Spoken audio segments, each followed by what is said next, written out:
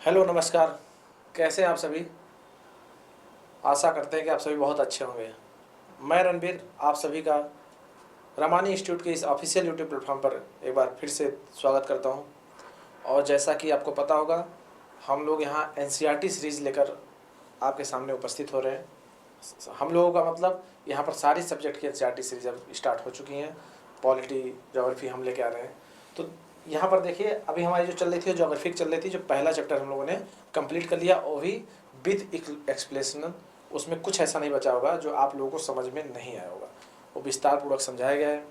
इसके बावजूद, अगर इस क्लास के बावजूद भी आपको कुछ समझ में नहीं आता है, कोई ऐसे टॉपिक हैं जो आपसे रह जाते हैं, आपसे छूट जाते हैं, तो आप उससे आकर यहाँ किसी भी टीचर से एक बार कंसल्ट कर लेंगे, वो समझा दिया जाएगा। ठीक है, ऑफिस में आके या क्लास में आके किसी टाइम आप मिल सकते हैं, इसके लिए आप बिल्कुल निश्चिंत रहें। ठीक है, तो चलिए अब हम लोग आगे बढ़ते हैं और अपनी क्लास को आगे बढ़ाते हैं और सेकंड चैप्टर की बात करते हैं। सेकंड चैप्टर में क्या दे रखा है, तो यहाँ दे रखा है, देखिए, अक्षांश एवं देशांतर। मैंने बार बार ये कहा है कि कभी भी चैप्टर स्टार्ट करने से पहले आप उस चीज़ को पढ़िए, क्या है, किसके बारे में हम पढ़ने जा रहे हैं। तो हम पढ़ने जा रहे हैं अक्षांश एवं देशांतर, लैटिट्यूड एंड लॉन्गिट्यूड।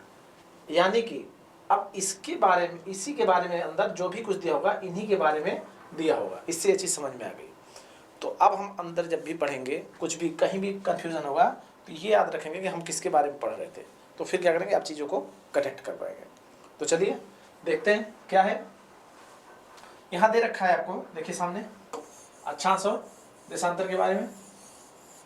पिछले अध्याय में यहाँ दिया है, ये है एनसीईआरटी, आप देखिए पूरी। पिछले अध्याय में आप पढ़ चुके हैं कि हमारी पृथ्वी गोल आकार, मेरे पृथ्वी का आकार कैसा है, गोल नहीं है, यह उत्तर एवं दक्षिण ध्रुव पर थोड़ी चिपटी है। अभी आपको क्या होता है, जो अपनी पृथ्वी का आकार है वो कुछ इस तरह से है। इसको हम लोग गोल नहीं, इसको हम लोग जियोड बोलते हैं। क्या बोलते हैं, जियोड, एक आकार होता है जियोड। जियोड पूछा हुआ है ये टर्म कि पृथ्वी का जो आकार है, जो साइज है, वो कैसा है, वो गोल है कि जियोड है या कैसा है। तो ये जियोड है, क्लियर, गोल नहीं है। तो हमारी पृथ्वी का आकार गोल नहीं है, यह उत्तर एवं दक्षिणी ध्रुव पर थोड़ी चिपटी है तथा मध्य में थोड़ी उभरी हुई है। जो मध्य है बीच में थोड़ी उभरी हुई है, इधर देखिए थोड़ी थोड़ी उभरी दिखेगी आप लोगों को। यहाँ आ जाइए, अगर आपको समझना है थोड़ा सा, तो बात यह है, यहाँ अगर देखेंगे हम लोग, तो यहाँ से ऊपर उत्तरी और दक्षिणी ध्रुव थोड़ा सा इसका चिपटा हुआ है, और ये देखिए मध्य में उभरा हुआ आप लोगों को दिख रहा होगा। उसी की बात यहाँ पर कर रहा है। क्या आप कल्पना कर सकते हैं कि यह कैसी दिखती है? इस संबंध में जानकारी प्राप्त करने के लिए आप अपनी कक्षा में सावधानी पूर्वक ग्लोब को देखिए। और ग्लोब पृथ्वी का लघु रूप एवं एक क्या है, ये वास्तविक प्रारूप, मतलब ग्लोब, जो आपके पास एक ग्लोब दिख रहा है, ये ग्लोब क्या होता है, यहाँ से क्या है ग्लोब, पूछे ग्लोब क्या होता है। ग्लोब कुछ इस ऐसा होता है, देखो ग्लोब यही आकार होता है। ये पृथ्वी का एक क्या है, वो एक वास्तविक स्वरूप है। कुछ पृथ्वी को इसी तरह से एक छोटे रूप में उसके वास्तविक स्वरूप को दर्शाया गया है ग्लोब में। ठीक है, तो पूछता है ग्लोब क्या है, तो क्या बताएंगे, एक पृथ्वी का वास्तविक स्वरूप है, उसको क्या बोले हम लोग, ग्लोब है, जो पृथ्वी का एक लघु रूप में वास्तविक प्रतिरूप है। ठीक है, ग्लोब विभिन्न आकार एवं प्रकार के हो सकते हैं, जैसे बड़े ग्लोब जो आसानी से एक स्थान से दूसरे स्थान नहीं ले जा सकते। बहुत बड़े ग्लोब अगर बना देंगे, इसी को अब आकार देखिए ना, सिंपल सी बात है कि अगर इसको हम लोग बड़ा कर देते हैं तो ये कहाँ आप उठा के ले जा सकते हैं इधर से उधर। बहुत बड़ा ग्लोब एक स्थापित, कभी आप लोग देखे होंगे चौराहे और पर लगा होता है, किसी भी चौराहे पर क्या करते हैं, ग्लोब लगा देते हैं, तो उठा के नहीं देते, लेकिन क्या एक बहुत बड़ा ग्लोब आप देख सकते हैं। ठीक, दूसरा क्या देख सकते हैं आप लोग, दूसरा क्या सकते हैं, एक पॉकेट आता है, पॉकेट में रखने वाला, या छोटा ग्लोब आता है, जो आप लोग देखेंगे अपने क्लास में, क्लासरूम में, या अपने आसपास के मार्केट में जाएंगे या फिर किसी भी बुक स्टॉल के साथ पर, तो वहाँ रखे रहते हैं, वो छोटा सा रहता है, वो ग्लोब की बात कर रहे हैं ना। तो तथा गुब्बारे जैसे ग्लोब जिन्हें हवा भरी, जिसमें हवा भरी जा सकती है, यहाँ सब मिला जुला के इन्हीं की बात कर रहा है। इन्हीं का आकार छोटा भी हो सकता है, बड़ा भी हो सकता है, ये है ग्लोब। इसमें ग्लोब में क्या हुआ है, पृथ्वी को दर्शाया गया है ना। तो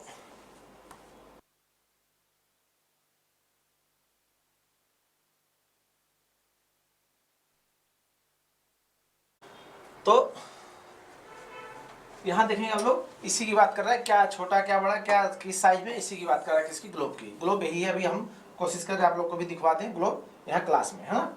इसी के परिप्रेक्ष्य में हम बात कर रहे थे कि क्या अपने पास ग्लोब अभी मिल पाएगा, ताकि आप लोग क्या करें, हम क्लियरली थोड़ा सा यहाँ दिखा दें, है ना, ग्लोब कैसा होता है। इसे उसी प्रकार से घुमाया जा सकता है जैसे कुम्हार की पहिया या लट्टू। ये चीज़ अभी पढ़ लीजिए, अभी अगर ग्लोब मिलता है तो हम आपको दिखाते हैं कैसे ग्लोब ऐसे यहाँ रहेगा और इसको घुमाते रहते हैं, ऐसे घूमता रहता है, ठीक है। ये ग्लोब इसी में रहता है, आप लोगों ने देखा होगा स्टैंडी ग्लोब, इसको घुमाते रहते हैं। जैसे कुम्हार देखें, जो कुम्हार जो बनाते हैं बर्तन, मिट्टी के बर्तन बनाते हैं, वो लोग पहिए पे देखेंगे आप लोग घुमाते रहते हैं, है ना। तो उतने की बात कर रहा है। तो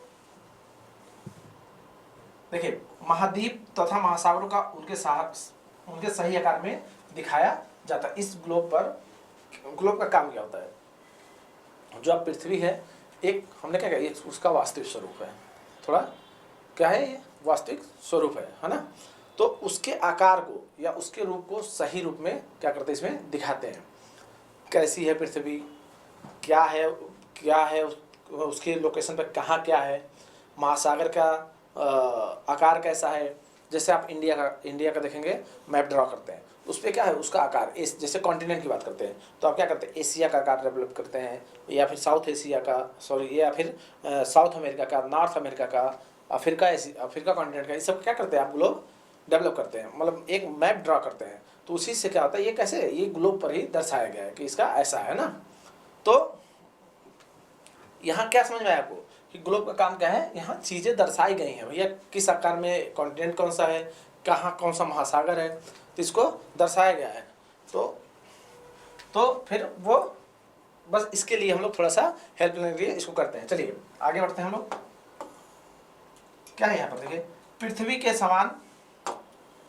के समान किसी गोले पर, देखिए पृथ्वी के समान किसी गोले पर किसी बिंदु की स्थिति का वर्णन करना कठिन है। अब प्रश्न यह उठता है कि इस पर किस स्थान की स्थिति कैसे बताई जा सकती है। बात यह है कहने की कि ये जो पृथ्वी आप देख रहे हैं, अब इस पर हम भारत को यहाँ कैसे बता दें कि ये भारत यहाँ पर है, कुछ तो होना चाहिए। अब नॉर्थ अमेरिका को यहाँ कैसे बता दिया यहाँ पर है, साउथ अमेरिका को यहाँ कैसे बता दिया यहाँ पर है, अफ्रीका को यहाँ कैसे बता दिया कि यहाँ है? कुछ तो होना। और एशिया और यूरोप यहाँ बता दिया, एशिया आपका क्या है, यहाँ बता रहे हैं कि यहाँ पर है एशिया। कुछ तो ऐसा पॉइंट होना चाहिए कि हम बता सके कि कहाँ पर हैं, कैसे बता सकते हैं। इतना बड़ा है एक मैप, इतना बड़ा पृथ्वी है, बहुत देख रहे हैं पृथ्वी कितना बड़ा, पृथ्वी बहुत, एक ग्रह देख रहे हैं पृथ्वी कितना बड़ा ग्रह है, 5वें नंबर पर है, अभी पढ़ाया था पिछली क्लास में। तो इतने बड़े ग्रह पर, इतने बड़े जगह पर हम कैसे डिफाइन करें कि इंडिया कहाँ पर है, अमेरिका किस दिशा में है और किस अक्षांश पे है। इनके लिए, इनको बताने के लिए हम लोगों ने क्या किया, पृथ्वी को अक्षांश और देशांतरी रूप में बांट के पढ़ा, लॉन्गिट्यूड और लैटिट्यूड में बांट के पढ़ा। तो उसका भी आगे आपको समझ में चीजें आएंगी, ठीक है। आप देखेंगे कि एक सुई ग्लोब में झुकी, क्या है, एक सुई ग्लोब में झुकी हुई है, अस्थि में स्थित है। ये यहाँ दिख रहा है आपको, सुई है, यानी कि क्या है, जो पृथ्वी है आपकी, हमने क्या बताया, जो भी अभी लास्ट क्लास में क्या बताई कि जो ग्रह है उनका नेचर क्या होता है भैया, वो परिक्रमा करते हैं किसका, एक सूर्य का परिक्रमा करते हैं। पहली जो परिक्रमा भी करते हैं, दूसरी चीज क्या होता है, वो अपने एक्सिस पे भी घूमते हैं, यानी कि खुद भी घूमते हैं, खुद रोटेट होते हैं। एक्सिस क्या है, जिस पॉइंट पर खड़े होकर घूम रहे हैं उसी को क्या कहा गया, एक्सिस या अक्ष कहा गया। तो यहाँ देखिए, यहाँ देख पा रहे होंगे आप लोग कि जिस पॉइंट पे घूम रहा है ना, ये पॉइंट इसका, इसी पॉइंट पे घूम रहा है, इसी को क्या कहा गया, एक्सिस या अक्ष, इसका नाम दिया, इसी खड़ा है ये, या और इसका रोटेशन, इसका जो ये जो खड़ा है ये थोड़ा सा डिक्लाइन है, सीधा नहीं है पृथ्वी, थोड़ा सा डिक्लाइन में है, वो ये इस फॉर्म में, इस पर ये घूम रहा है, इस पर ऐसे ऐसे घूमते घूमते सूर्य का वो क्या कर रहा है, चक्कर लगा रहा है। तो यहाँ देखिए आप साफ साफ दिख रहा होगा। तो क्या कह रहा है, जो झुकी हुई प्रतीत हो रही है, जिससे हम क्या कहते हैं, अक्ष कहा जाता है। अब बात समझ में आई, एक पॉइंट यहाँ से निकल गया, अक्ष। अगर आपको कुछ यहाँ से मिला है पहला इतने चैप्टर में, अक्ष, ये क्या है, एक्सिस। एक्सिस क्या होता है, अक्ष।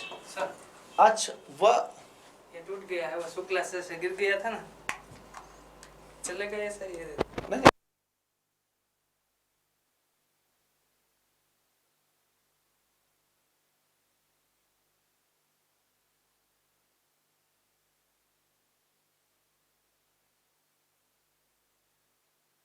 मैं खाना खा के आता हूँ सर, ओके, 4 बजे मिलते हैं।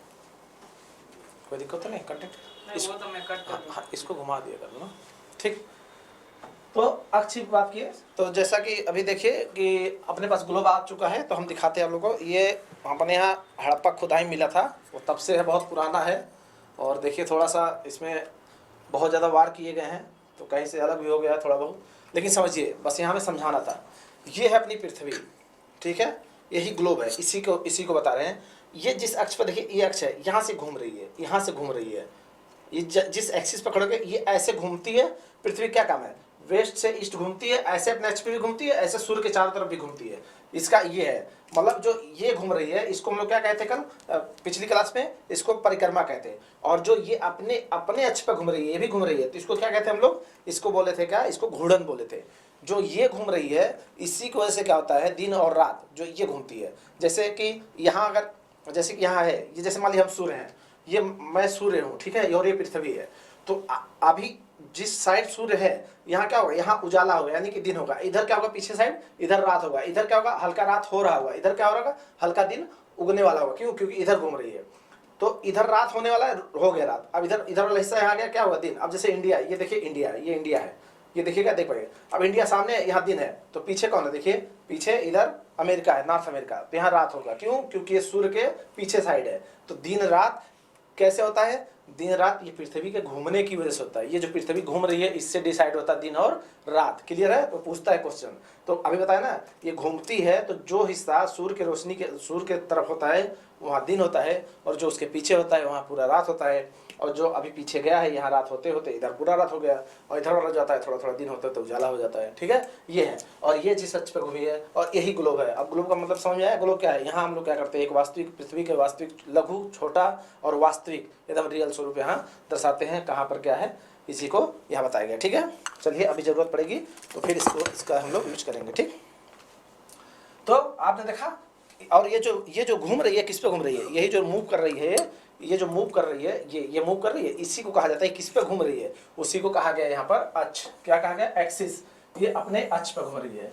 यानी कि अगर हम कहेंगे अक्ष क्या होता है, तो पृथ्वी जिस पर झुकी हुई वो होती है, प्रतीत होती है और घूर्णन करती है, उस बिंदु को हम लोग क्या कहते हैं, अक्ष कहते हैं। क्लियर। चलिए, ग्लोब पर वे दो बिंदु जिनमें होकर पृथ्वी की भांति, देखिए ग्लोब पर वे दो बिंदु जिसमें होकर सुई गुजरती है, और उत्तर तथा दक्षिणी, उनको उत्तर तथा दक्षिणी ध्रुव कहते हैं। फिर समझिएगा थोड़ा सा, वो कह रहा है जो ये अर्थ है इसका, वो 2 पॉइंट बता रहा हूँ। एक यहाँ से सुई निकली, इधर निकल आई, यहाँ से निकली और इधर आ गई। इन दोनों पॉइंट को क्या कह रहा है, वो कह रहा है उत्तर और दक्षिण। तो दक्षिण किसको कह रहा है, उत्तर। देखिए उत्तर ऊपर वाला और दक्षिण नीचे वाला, इसी पोजीशन में सीधा ग्लोब रखेंगे। ऊपर वाले पॉइंट को क्या कह रहा है, उत्तर, और नीचे वाले को क्या कह रहा है, दक्षिण। ठीक है, इनको ध्रुव कहा गया, बिंदु कहा गया। ठीक, तो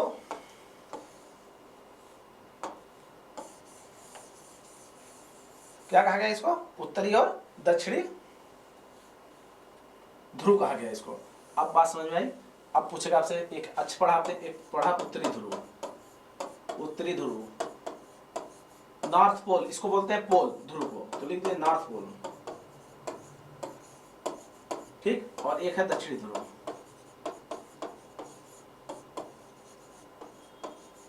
ठीक है, ये है south pole. Clear, north pole और साउथ पोल। तो समझ में आया नॉर्थ पोल और साउथ पोल क्या होता है। ठीक, तो ग्लोब इसी सुई के चारों ओर पृथ्वी की भांति पश्चिम से पूरब की ओर घूमता है। कहना क्या चाह रहा है वो, कि जो ग्लोब है, ग्लोब का वो कह रहा है दिशा क्या है, घूमने का दिशा क्या है। पूछता है, एक क्वेश्चन पूछा हुआ है, पृथ्वी घूमने की दिशा क्या है, किधर से किधर को घूमती है। तो कभी भी उल्टा मत घुमाएगा। ये क्या है, पश्चिम, ये पूरब, तो पूरब से पश्चिम की तरफ, पूरब से पश्चिम की तरफ कैसे घूम रही है, पूरब से पश्चिम की तरफ घूम रही है। देख रहे हैं, ये पूरब से पश्चिम, हमेशा ध्यान रखिएगा। ग्लोब कैसे घूमता है, पूरब से पश्चिम, पूरब से, सॉरी पश्चिम से पूरब, उल्टा बोल रहे हैं, ध्यान रखिएगा। ये क्या है, वेस्ट, क्या है, वेस्ट, और ये ईस्ट। तो पश्चिम से पूरब, थोड़ा सा ध्यान रखिएगा, फिर से थोड़ा सा गलत निकल गया मुझे। किधर से घूम रहा है, पश्चिम से पूरब। पृथ्वी घूमने की दिशा क्या है, पश्चिम से पूरब, पश्चिम से पूरब, पश्चिम पूरब, पश्चिम पूरब। ठीक, ध्यान रखिएगा। तो अर्थ के रोटेशन होने का क्या है दिशा, बताइए अर्थ कैसे घूम रहा है, west to east, west to east ऐसे घूम रहा है, पश्चिम से पूर्व, कभी भी पूरब से पश्चिम ना मान दीजिएगा आप लोग, ठीक है। हाँ ठीक है, याद सुनिए, लेकिन याद रखिए इन दोनों में एक अंतर है, पृथ्वी पर वास्तव में ऐसी कोई सुई नहीं होती है, यह अपने अक्ष पर चारों ओर घूमती है, और जो एक काल्पनिक रेखा है। कहने का मतलब यहाँ पर ये है ना, तो कहने का मतलब यहाँ पे ये है कि कह रहे हैं कि ये इसमें तो सुई लगा है आपके, ये जो माँ है, लेकिन वास्तविक में ऐसा कुछ नहीं है कि सुई पे घूम रही हो। बस हम लोग क्या किए हैं, उसको एक याद किए हैं, याद करने के तरीके से हम लोग बता दिए हैं कि क्या है, ये अक्ष है, बस यहाँ ये बताया जा रहा है। उसको आप लोगों ने सुई लगा हुआ है ना, वो तो एक समझाने का तरीका हो ताकि आप लोग समझ जाएं। लेकिन एक ऐसे पॉइंट पे जहाँ वो घूम रही है उसको हम लोग क्या बोल दिए हैं यहाँ पर, अक्ष बोल दिए हैं, एक्सिस बोल दिए हैं। क्लियर।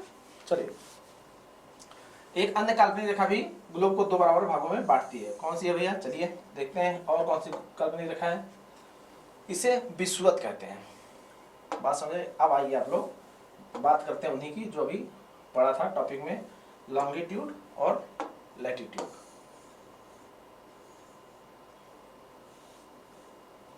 थोड़ा साइड करेंगे तो आप लोगों को अच्छे से समझ में आएगा। कह रहे हैं पृथ्वी में एक और काल्पनिक रेखा है जिसको क्या कहता है, विषुवत व्रत। विषुवत व्रत जो पृथ्वी के उत्तर में स्थित आधे भाग को उत्तरी गोलार्ध तथा दक्षिण में आधे भाग को दक्षिणी गोलार्ध कहा जाता है। देखो ऐसे समझो आप लोग, कहना क्या चाह रहे हैं, ये पृथ्वी है, ठीक है। तो कह रहे हैं कि एक विषुवत रेखा, इसको क्या बोले हम लोग, विषुवत रेखा। क्या बोले, विषुवत रेखा, इक्वेटर, इक्वेटोरियल जोन या विषुवत रेखा, इक्वेटर बोलते हैं इसको, ठीक, या मेडिटेरियन, है ना। तो ये जो विषुवत रेखा है,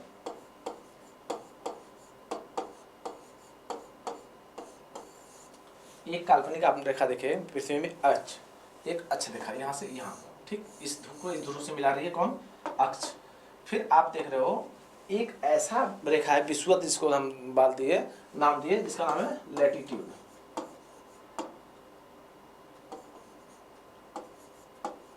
लैटिट्यूड, विषुवत रेखा जो है, लैटिट्यूड नहीं विषुवत, रुकिए वो तो अच्छा हो जाएगा, इसको इक्वेटर बोलते हैं, इक्वेटर। तो जो विषुवत रेखा है ये क्या करता है, ये पृथ्वी को दो पार्ट में बांट दे रहा है, यही कह रहे हैं। कैसे बांट रहा है भैया, तो ये क्या है, हमने आपसे बताया था, ऊपर क्या है नॉर्थ, नीचे क्या है भैया साउथ, ये पोल है, ये पोल है, दो पोल देखा था आपने, नॉर्थ पोल उत्तरी ध्रुव और दक्षिणी ध्रुव साउथ पोल, ये दो पोल यहाँ देखा था। तो यहाँ विषुवत रेखा क्या कर रहा है, देखिए दो भाग में इसको बांट दे रहा है। कैसे बांट रहा है, इसको कर दे रहा है उत्तरी गोलार्ध और ये दक्षिणी गोलार्ध, दक्षिणी गोलार्ध, क्लियर, नॉर्दर्न और साउदर्न दो में बांट दे रहा है। तो अब आपसे पूछेगा कि विषुवत रेखा क्या है, तो विषुवत रेखा वो काल्पनिक रेखा है जहां से वो पृथ्वी को दो बराबर भागों में क्या कर रहा है, बांट रहा है। एक को कहा गया उत्तरी गोलार्ध और एक को कहा गया दक्षिणी गोलार्ध। तो यहीं पर यह बताया गया, क्या बताया गया, पृथ्वी के उत्तर में स्थित आधे भाग को उत्तरी गोलार्ध में बांट रहा है और दक्षिण वाले आधे भाग को दक्षिणी गोलार्ध में बांट रहा है। बात है यहाँ की, ठीक है। इधर क्या कर रहा है उत्तरी गोलार्ध, इधर दक्षिणी गोलार्ध, इसमें क्या किया, बांट दिया। क्लियर है, चलिए इसमें बांट दिया, ठीक। ये दोनों बराबर के आधे भाग होते हैं। इस प्रकार विषुवत वृत्त पृथ्वी पर एक काल्पनिक वृत्त बनाती है। इस प्रकार एक काल्पनिक वृत्त, वृत्त मतलब क्या होता है बताइए, वृत्त मतलब होता है एक गोला। तो आपको जो ये दिख रहा है ना, वृत्त मतलब इसको कहते हैं एक सर्किल, ये हो गया वृत्त। तो एक काल्पनिक वृत्त बनाती है। कैसे बनाती है समझिएगा, आप ये जो दिख रहा है विषुवत, ये आपको क्या दिखाया मैंने, बस इतना दिखाया, यहाँ से खींचा मैंने यहाँ, लेकिन इसी तरह से पूरे चारों तरफ है ना, ऐसे यहाँ से चली, ऐसे ऐसे ऐसे, तो देखिए गोला बना दी ना, ये वृत्त बन गया, नहीं बन गया, इधर चल रहा ऐसा, एक वृत्त बन गया। तो विषुवत क्या है, एक काल्पनिक वृत्त है। ये तो आगे का दिखा, पीछे का आप लोगों को नहीं दिख रहा है। पीछे का ये यहाँ देख लीजिए, ऐसे एवं जूम कर लीजिए, ये पृथ्वी रेखा देखिए यहाँ दिख रहा है आपको, ऐसे पीछे का नहीं दिख रहा है, तो पीछे यहाँ से देख लीजिए। क्लियर, तो एक काल्पनिक वृत्त बना दी। क्लियर है, विषुवत एक काल्पनिक वृत्त बनाई, ठीक है। एवं यह वृत्त पर यह पृथ्वी पर विभिन्न स्थानों की स्थिति बनाने का सबसे महत्वपूर्ण बिंदु है। अब इससे क्या होगा, देखिए बात समझिए, बात इससे होगा, आगे पढ़ लेते हैं, एक बार पढ़ ले पूरी तरह, तो फिर समझा रहे हैं आपको। बड़ा सबसे महत्वपूर्ण संदर्भित बिंदु है, विषुवत वृत्त से ध्रुवों तक की स्थिति सभी समानांतर वृत्तों को अक्षांश या समानांतर रेखाएं कहा जाता है। अक्षांशों को अंश में मापा जाता है। बात समझिएगा, थोड़ा सा यहाँ आप लोगों के लिए समझने वाला पॉइंट आया। यहाँ से जो पॉइंट निकला आपको, अक्षांश अभी यही पढ़े थे ना चैप्टर में, क्या था, अक्षांश और देशांतर। अब यहाँ बात आई अक्षांश की, यही हमने कहा था चैप्टर ध्यान रखा था क्या पढ़ने जा रहे हैं। तो अक्षांश अब नाम आएगा, अक्षांश, लैटिट्यूड, लैटिट्यूड ये क्या होता है पूछ रहे हो। तो अभी हमने बताया ये जो आप देख रहे हो, ये देख रहे हो क्या, और ये विषुवत रेखा देखिए, इसी के समानांतर उत्तरी ध्रुव या दक्षिण ध्रुव पे, ये है विषुवत रेखा, ये है विषुवत रेखा, ये क्या है विषुवत रेखा। और इसी के समानांतर हम डिग्री मान के, ये सब काल्पनिक हैं, ये इसलिए खींचे गए हैं काल्पनिक, क्योंकि हम लोगों को क्या करना है, जैसे आपसे पूछता है कि इंडिया किस डिग्री पर है, तो आप बताते हो ना कि 84/7 से लेकर 36 कैसे, इसी पर हम लोग क्या किए, डिग्री, यहाँ से एक डिग्री निकाले हैं, यहाँ जहाँ से झुकाव है इसका, उसी से हम लोग क्या करते हैं, सबको डिनाई करते हैं। तो यही समानांतर देखिए उत्तरी ध्रुव तक हम लोग खींच देते हैं यहाँ से, फिर नीचे भी क्या करते हैं, समानांतर दक्षिण ध्रुव तक ऐसे ही लाइन खींच देते हैं। विषुवत के समानांतर खींची गई काल्पनिक रेखा को हम लोग अक्षांश कहते हैं या फिर समानांतर रेखा कहते हैं। तो दो नाम याद आया यहाँ पर, अक्षांश और समानांतर रेखा क्या होता है, और इनका काम क्या होता है कि हम लोग क्या करते हैं, इसी के तरह एक कोण बना के, एक हम लोग डिग्री बना के यहाँ से चीज़ों को दर्शाते हैं, कहाँ कौन सी डिग्री पर कौन है, कौन से देश कहाँ पर है, किस डिग्री पर जापान है, किस डिग्री पर इंडिया है। तो हम लोग क्या करते हैं, ये देशों की लोकेशन जानने के लिए इसी के माध्यम से जो रॉकेट छोड़े जाते हैं, जहाज जाती हैं, तो क्या उस पर जगह दिखता है क्या आसमान में, जो ऊपर जहाज जाती हैं कितने ऊंचाई पर हैं, आगे सामने कोई जहाज ना हो, तो क्या ऊपर रोड बना हुआ है, किस देश में जाना है, कहाँ किसने डिग्री पर उतरना है, तो ये सब वही फायदा करती हैं। ये हम लोग ने बांट दिया है, बहुत वैज्ञानिकों ने इसको क्या किया, तो उसी डिग्री पर एकदम एक अक्षांश से यहाँ से डिग्री माना, और वहाँ उन्होंने क्या किया, इसको एक काल्पनिक रेखा खींच के ये रख दिया गया। ऐसा पृथ्वी पर कहीं नहीं है, बस एक कल्पना है, कल्पना करके हम लोग बनाए हैं। कल्पना मतलब इतने पे ये है, बस है सही, उतने डिग्री पर जाओगे तो आप वहीं पहुँचोगे। अगर आपसे बता दिया गया है कि, अगर आपसे एक हम जैसे एग्जांपल लेते हैं, अगर आपसे बता दिया गया कि 20 डिग्री पर 23 डिग्री पर कर्क रेखा पर भारत है, 23.5 डिग्री के कर्क रेखा पर भारत है, तो आप 23.5 डिग्री घूमते चले जाएंगे तो उस पर भारत मिल जाए। और भी देश हैं लेकिन भारत भी मिलेगा, लेकिन भारत 23.5 डिग्री पर है। बात किया अभी 23.5 डिग्री, देखिए बात किया उसने 23.5 डिग्री, थोड़ा समझिएगा, उस कहा गया कि 23.5 डिग्री कर्क रेखा, इस पर भारत अवस्थित है, इस पर कहीं भारत अवस्थित है। लेकिन ये भी तो होना चाहिए, फिर 23.5 डिग्री तो सारे देश इधर आ जाएंगे, तो इधर आपको मैक्सिको की खाड़ी, फिर इधर आ जाएंगे यूरोप, सहारा के बहुत सारे देश मिलेंगे आपको, पश्चिमी सहारा, वो आपको क्या है, मिस्र भी मिलेंगे इधर, है ना, मिस्र, आर्मेनिया, सब मिलेंगे ना इस पर। तो बात ये है, तो फिर हम यहाँ कैसे पहुंचेंगे भारत पर। तो इसी के लिए क्या किया गया, ये तो अक्षांश है, अभी देशांतर पढ़ेंगे, एक रेखा ऐसे खींच दिया गया काल्पनिक, तो बताएंगे इतने चले जाओगे कितने 82.5 डिग्री के पास, तब भारत मिलेगा। फिर इधर से आएंगे क्या, अक्षांश पर जाएंगे 23.5 डिग्री और देशांतर 82.5, दो काल्पनिक रेखा पहुंचेंगे, कहेंगे हाँ ये है भारत। बात समझ में आई। तो अभी आप आगे समझेंगे, ये यहाँ से थोड़ा सामने समझाया, ये काल्पनिक रेखा खींची गई चीजों को दर्शाने के लिए, क्या किया गया, एक काल्पनिक रेखा गई खींची गई पृथ्वी पर, उनको दर्शाने के लिए देशों को, कहाँ पर कौन सा देश है, ठीक है, तो उसको क्या कहा गया, उसको दो रेखा कहा गया, क्या, लॉन्गिट्यूड और लैटिट्यूड, अक्षांश और देशांतर। तो अक्षांश कौन सा रेखा है वो हम बताना चाह रहे हैं, कहाँ खींची गई, और देशांतर कौन सा वो भी बताएंगे। अभी अक्षांश मान लीजिए कैसे खींचा गया, पृथ्वी के वेस्ट से ईस्ट ऐसे खींचा गया है ना, पृथ्वी के ये साइड वाला, पूरब से पश्चिम वाला, ये देखिए पूरब से पश्चिम वाले को क्या क्या गया, हम लोग अक्षांश कहेंगे, पूरब से पश्चिम, वेस्ट टू ईस्ट ये वाला, और जब ध्रुवों से ऊपर से नीचे होगा तो देशांतर होगा। तो अक्षांश समझ में आया, एक ऐसी काल्पनिक रेखा जो पृथ्वी को 2 बराबर भागों में बांट रही है, उत्तरी गोलार्ध और दक्षिणी गोलार्ध। क्लियर, यहाँ तक ये समझिएगा। आप समझिए आप लोग, विषुवत वृत्त शून्य अस अक्षांश को दर्शाता है। जो विषुवत है यहाँ पर क्या है, 0 डिग्री, हमें पता ना, अब यहाँ से 0 है, यहाँ से ऊपर जाएंगे 90, वहाँ से नीचे आएंगे 90, यहाँ तक आएंगे 90 डिग्री, और नीचे आएंगे भी 90 डिग्री। ठीक है, ठीक।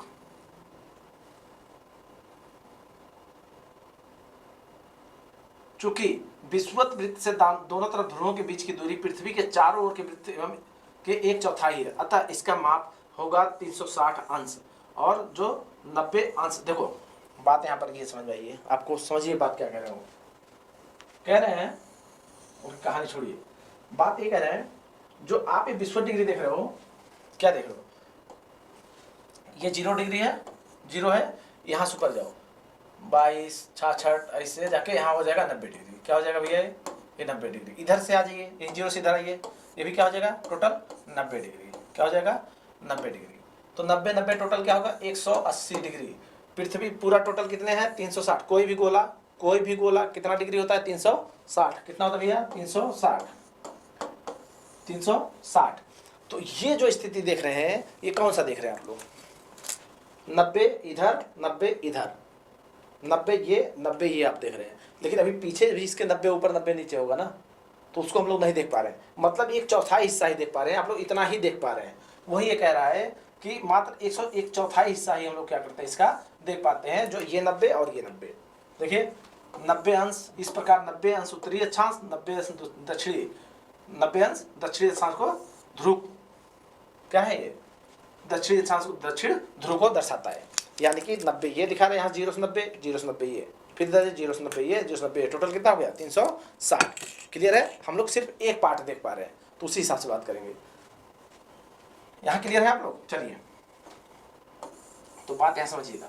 तो ये चीज़ समझ में आई आपको कि अक्षांश का क्या काम होता है। अक्षांश का काम होता है भैया कि एक ऐसे काल्पनिक रेखा उस पूरब से पश्चिम या पश्चिम से पूरब खींची हुई, जो क्या काम करता है, पृथ्वी को दो काल्पनिक भागों में, उत्तरी गोलार्ध और दक्षिणी गोलार्ध में बांटता है। ठीक, चलिए अब बात करते हैं।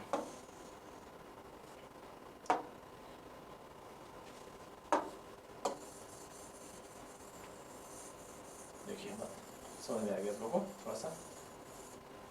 इस प्रकार विषुवत वृत्त के उत्तर की सीमा सभी समांतर रेखाओं को, देखिए इस प्रकार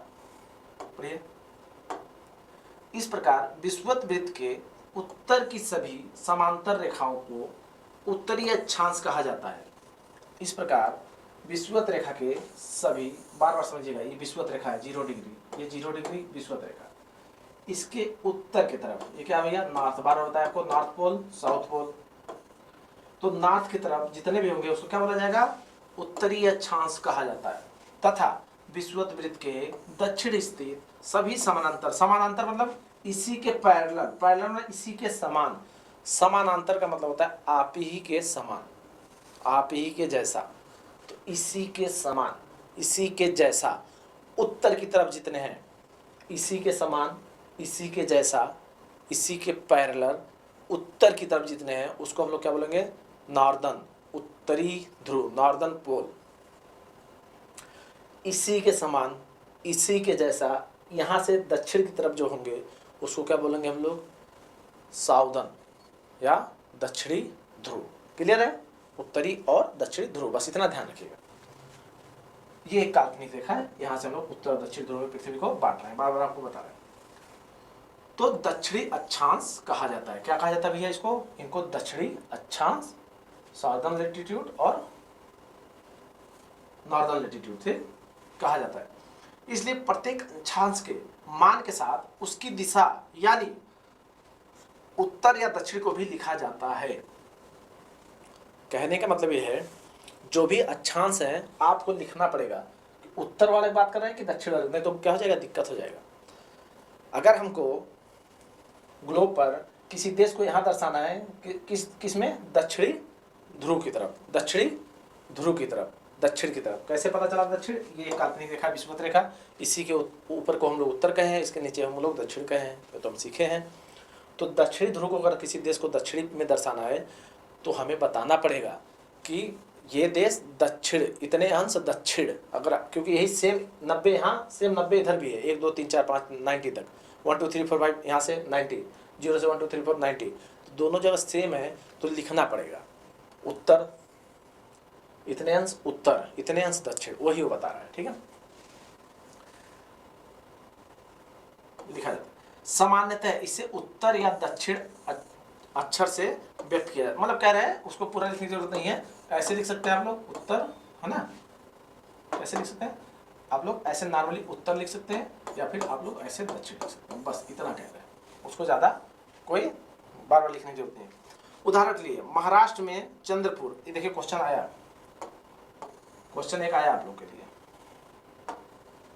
ये आयोग पूछ देगा, एनसीईआरटी क्वेश्चन पूछता है, ये यहाँ से क्वेश्चन बना देगा, क्या बनाएगा, देखिए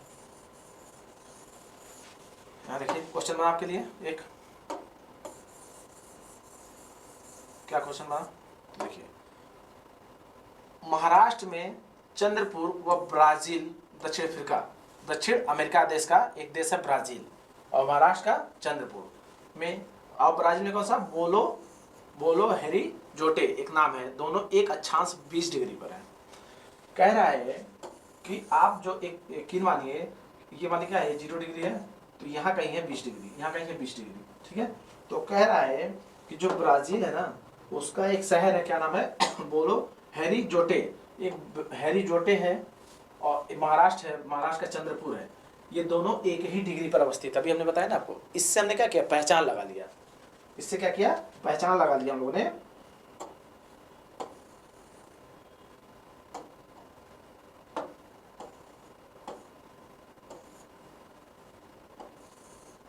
ठीक है, क्या किया हमने, पहचान लगा लिया। ये अब हम क्या करेंगे, अब ये जैसे देश ढूंढना हो, जगह ढूंढना है कि भैया किस अक्षांश पर है, बात पूछेगा किस अक्षांश पर है, तो मैप खोलेंगे, देखेंगे 20 डिग्री पर है चंद्रपुर महाराष्ट्र का, तो जाएंगे अक्षांश घूमते घूमते 20 डिग्री देखेंगे, पहले इंडिया की तरफ बढ़ेंगे और 20 डिग्री ढूंढेंगे, कहाँ है चंद्रपुर भैया, ये रहा, बस इससे हम लोग क्या देश ढूंढ लिए।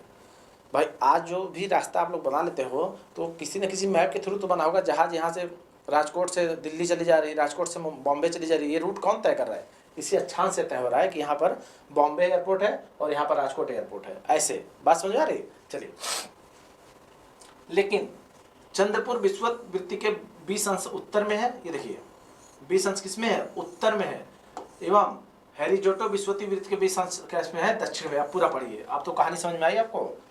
अब यहाँ मिस्टेक ही हो जाती, आप लोग एक ही में, हमने आधा पढ़ा आप लोग के सामने जानबूझ के, तो हमने एक ही में दर्शा दिया, लेकिन अब उसने क्या कहा, ये 0 डिग्री है, इसका साउथ ही हो गया, इसका नॉर्थ ही हो गया, तो कह रहा है ये भैया चंद्रपुर उत्तर में है, और ये जो हेरिजोटो है ना, ये 20 डिग्री नॉर्थ में है, 20 डिग्री किसमें है, नॉर्थ, साउथ में, दक्षिण में, ये दक्षिण में है 20 डिग्री। क्लियर है आप लोग को, ये उत्तर में है। समझ आई बात, नहीं समझ आई आप लोगों को? तो अब आप समझ में आया कि है तो दोनों 20 डिग्री पर ही है तो दोनों का लोकेशन 20 डिग्री पर, लेकिन अंतर क्या है आपको, अंतर यहाँ पर, यहाँ डिफरेंस क्या दिखा दोनों बीच में, डिफरेंस कुछ दिखा नहीं, डिफरेंस क्या दिखा बताइए, डिफरेंस ये दिखा कि ये 20 डिग्री सीधे सीधे कहाँ आ गया, साउथ में, वो कहाँ है 20 डिग्री, नॉर्थ में। तो आप समझ आए अक्षांश का क्या काम होता है, कि पृथ्वी के पैरेलल पर कहाँ कौन सा देश उसको दिखाने का काम। क्लियर है, ठीक है, इसमें साफ साफ स्पष्ट किया गया है। चलिए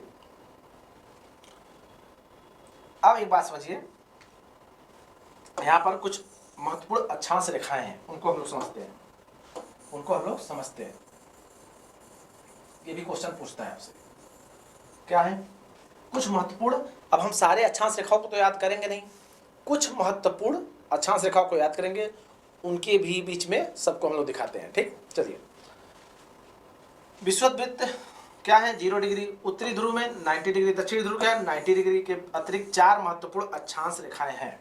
क्या है भैया, देखिए ये क्या है, ये विषुववृत्त, क्या है ये 0 डिग्री, इसको क्या बोलते हैं हम लोग, विषुववृत्त, इक्वेटर, क्या बोलते हैं, इक्वेटर, विषुववृत्त। फिर आप देखिए ये क्या भैया, ये 23.5 डिग्री, 23.5 डिग्री, 23.5, इसको बोलते हैं कर्क रेखा, कुछ नाम दे दिया गया, कर्क रेखा। ट्रॉपिक ऑफ कैप्रिकॉर्न, है ना। फिर आप देखिए नीचे वही 23.5 डिग्री, ये ट्रॉपिक ऑफ कैंसर है, ये ट्रॉपिक ऑफ कैप्रिकॉर्न। ये क्या है, मकर रेखा, मकर रेखा। क्लियर है सभी को, ये क्या है, मकर रेखा। देखिए सेम वही 0 से नीचे 23.5 को मकर बोल दिया, उत्तर क्या बोल दिया, कर्क बोल दिया, ठीक है। फिर ये 23.5 डिग्री नॉर्थ है, नॉर्थ, ऐसे नॉर्थ लिखना है, इसको साउथ हमने बोला ना, 23.5 डिग्री साउथ, ठीक। अब आ जाइए, ये देखिए 66.5 डिग्री, और भी ये भी 66.5 डिग्री, इसको बोलते हैं 66.5 डिग्री, 66.5, है ना, पोल, ध्रुव रेखा, ध्रुव लाइन, ध्रुव रेखा या पोल लाइन, ठीक है। और इसको इधर क्या बोलते हैं, 66.5 डिग्री नॉर्थ, नॉर्थ। और ये क्या हो जाएगा, सेम वही नेचर, 66.5 डिग्री साउथ। इसी से अंतर आ गया ना, ध्रुव रेखा, ध्रुवी रेखा, ध्रुव रेखा, ये ध्रुव पर है। और ये क्या है, यहाँ पर आ गया भैया 90 डिग्री साउथ और 90 डिग्री नॉर्थ। अब बात बताइए आप लोग, यहाँ से कितने निकल के आए, 5 निकल के आए। क्या निकल के आए 5 भैया, एक आपने देखा, यहाँ पर याद रखना है आप लोगों को ये चीज, उत्तरी ध्रुव और दक्षिणी ध्रुव आपने याद रखा। फिर क्या देखा आपने, फिर देखा ध्रुव रेखा, कर्क रेखा, विषुवत रेखा, मकर रेखा और ध्रुव रेखा। क्या, उत्तरी ध्रुव, कर्क रेखा, विषुवत रेखा, मकर रेखा, दक्षिणी ध्रुव। ये हो गए 5। यहाँ से 5 लाइनें बिल्कुल याद रखिएगा आप लोग, ठीक है। यहाँ कोई भी वो नहीं चलेगी लापरवाही, ये 5 लाइन आप लोग को ध्यान रखना है। ये ध्रुव को ही बांटा गया है ना, ये ध्रुव को ही नाम दिया गया है। क्या दिया गया भैया, नाम दिया गया है। चलिए, तो 5 रेखा यहाँ से आप लोग ध्यान रखेंगे। कौन सी, पहले देखिए, उत्तरी गोलार्ध में कर्क रेखा, उत्तरी गोलार्ध में कर्क रेखा, बता लीजिए ये क्या होगा 0। तो उत्तरी गोलार्ध में कर्क रेखा कितना, 23.5 नॉर्थ। चलिए दूसरा बताइए, दक्षिणी गोलार्ध में मकर रेखा, दक्षिणी गोलार्ध में ये मकर रेखा, ये क्या है, साउथ, 23.5 साउथ। दक्षिण गोलार्ध में मकर रेखा क्या है, 23.5। देखिए यहाँ 23.5, 23.5, ठीक। विषुवती वृत्त 66.5 डिग्री, इसको क्या बोला था, 66.5 विषुवत वृत्त, नॉर्थ विषुवत वृत्त, विषुवत वृत्त, क्या बोला था, विषुवत वृत्त, ठीक है। 80 महीने चटा दीजिए नीचे, 66.5 दक्षिण ध्रुव, 66.5 दक्षिण ध्रुव, दक्षिणी ध्रुव, विषुवत वृत्त, विषुवत वृत्त, ठीक है, विषुवत वृत्त। और ये आपका क्या था, ये पोल दोनों था ही था, और ये विषुवत रेखा था ही था। अब इन्हीं के बीच में हम लोग क्या करेंगे, चीजों को डिवाइड करेंगे, है ना। इन्हीं के बीच में हम लोग चीजों को डिवाइड करके पढ़ेंगे। तो अभी ये बताइए, विषुवत वृत्त समझ में आया आपको। विषुवत रेखा एक ऐसी काल्पनिक रेखा जो पृथ्वी को 2 समान भागों में, उत्तरी गोलार्ध और दक्षिणी गोलार्ध में क्या कर रही है, बांट रही है। ये कहीं खींचा नहीं गया है, ये पृथ्वी पर जाएंगे ढूंढने तो कहीं लाइन मिलेगा नहीं। ये हम लोग अपने सुविधा के लिए, अपने काम के लिए इसको क्या कि हम लोगों ने बनाया है, ठीक है। क्लियर है सभी को। चलिए, तो पृथ्वी के, अब देखते हैं पृथ्वी का ताप कटिबंध, है, टेम्परेट जोन देखते हैं, ताप कटिबंध।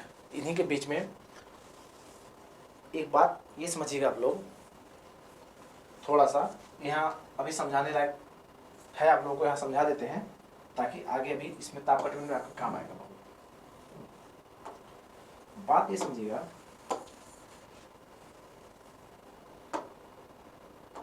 तो बात आप समझते हैं। ये बताइए कि पृथ्वी का कौन सा हिस्सा, अगर आपसे जल्दी पूछा, को नहीं पता है, पृथ्वी का कौन सा हिस्सा सबसे अधिक गर्म रहेगा, किस हिस्से में गर्मी सबसे अधिक रहेगी, आपको कुछ नहीं पता, आपको नहीं मालूम, आपसे कोई पूछ रहा है, आप नॉर्मली उससे पूछे, आप ये बताओ कि पृथ्वी का कौन सा हिस्सा सबसे अधिक गर्म होगा, तो आप क्या बताओगे कि जिधर सूरज की रोशनी, मतलब सन रेज यानी कि लगातार पड़ रही हो, लगातार सूरज की रोशनी उधर पड़ रही होगी। जैसे यहाँ बात करिए, ये हम हैं, ये सूरज है समझ लीजिए, और ये पृथ्वी है। तो अभी ये मेरे सामने है, तो आपसे पूछेंगे ये बताइए इसमें पृथ्वी का सबसे गर्म हिस्सा कौन सा होगा, तो क्या बताओगे? जो आपके सामने पृथ्वी का हिस्सा है सूरज के सामने, वो सबसे ज़्यादा क्या होगा? गर्म होगा। क्लियर है? लेकिन इधर और इधर अपेक्षाकृत मतलब रिलेटिवली क्या होगा? ये कम कम क्या होगा? कम गर्म होगा, क्योंकि इधर तिरछे में थोड़ा टेढ़े क्या हो रहा है, थोड़ा कर्व होके जा रहा है, थोड़ा टेढ़े में जा रहा है, थोड़ा तिरछे में जा रहा है इधर सूर्य की रोशनी, और यहाँ एकदम डायरेक्ट फोकस पड़ रहा है सामने, और पीछे तो पड़ ही नहीं रहा तो ठंडा होगा। तो बात ये है, आप ऐसे भी देखिए, एक टॉर्च आती है और आप फ़ोन का एलईडी जलाइए, फ़ोन का फ्लैश जला के उस पर उंगली रखिए कुछ देर तक, तो क्या वो हिस्सा गर्म हो जाता है। तो मतलब ये है कि पृथ्वी अगर ये है तो इसका कौन सा हिस्सा सबसे अधिक गर्म होगा? तो एक नेचर आपको बताएं, थोड़ा सा अभी समझते चलिएगा। ये जो सन है ना, सन, तो पृथ्वी का जो भाग है वो ऑल टाइम ये वाला हिस्सा पृथ्वी के सामने ही रहता है, ऑल टाइम। मतलब क्या ऑल टाइम भैया? मतलब ये कि पृथ्वी ये सूरज की मूवमेंट जो है ना, यहां से लेकर ऐसे यहां तक होती है। सूरज नहीं घूम रहा है, ये जो पृथ्वी ही घूम रही है, तो इसका मूवमेंट यहां से लेकर यहां तक सूरज के सामने हो रही है। तो आपसे पूछे अगर क्या, तो ये जो 3 काल्पनिक रेखा है कौन सी भैया? ये टॉपिक आपका कैंसर कर्क रेखा है, ये कर्क रेखा पढ़ा आपने। कर्क रेखा मतलब 23.5 डिग्री नॉर्थ। जैसे ही कर्क रेखा बोलेंगे क्या बोलेंगे आप लोग? 23.5 डिग्री 23.5 डिग्री नॉर्थ। फिर ये क्या है? 0 डिग्री विषुवत। फिर ये क्या है? 23.5 डिग्री साउथ को क्या बोले आप लोग? मकर, मकर रेखा, ट्रॉपिक ऑफ कैप्रिकॉर्न, मकर रेखा।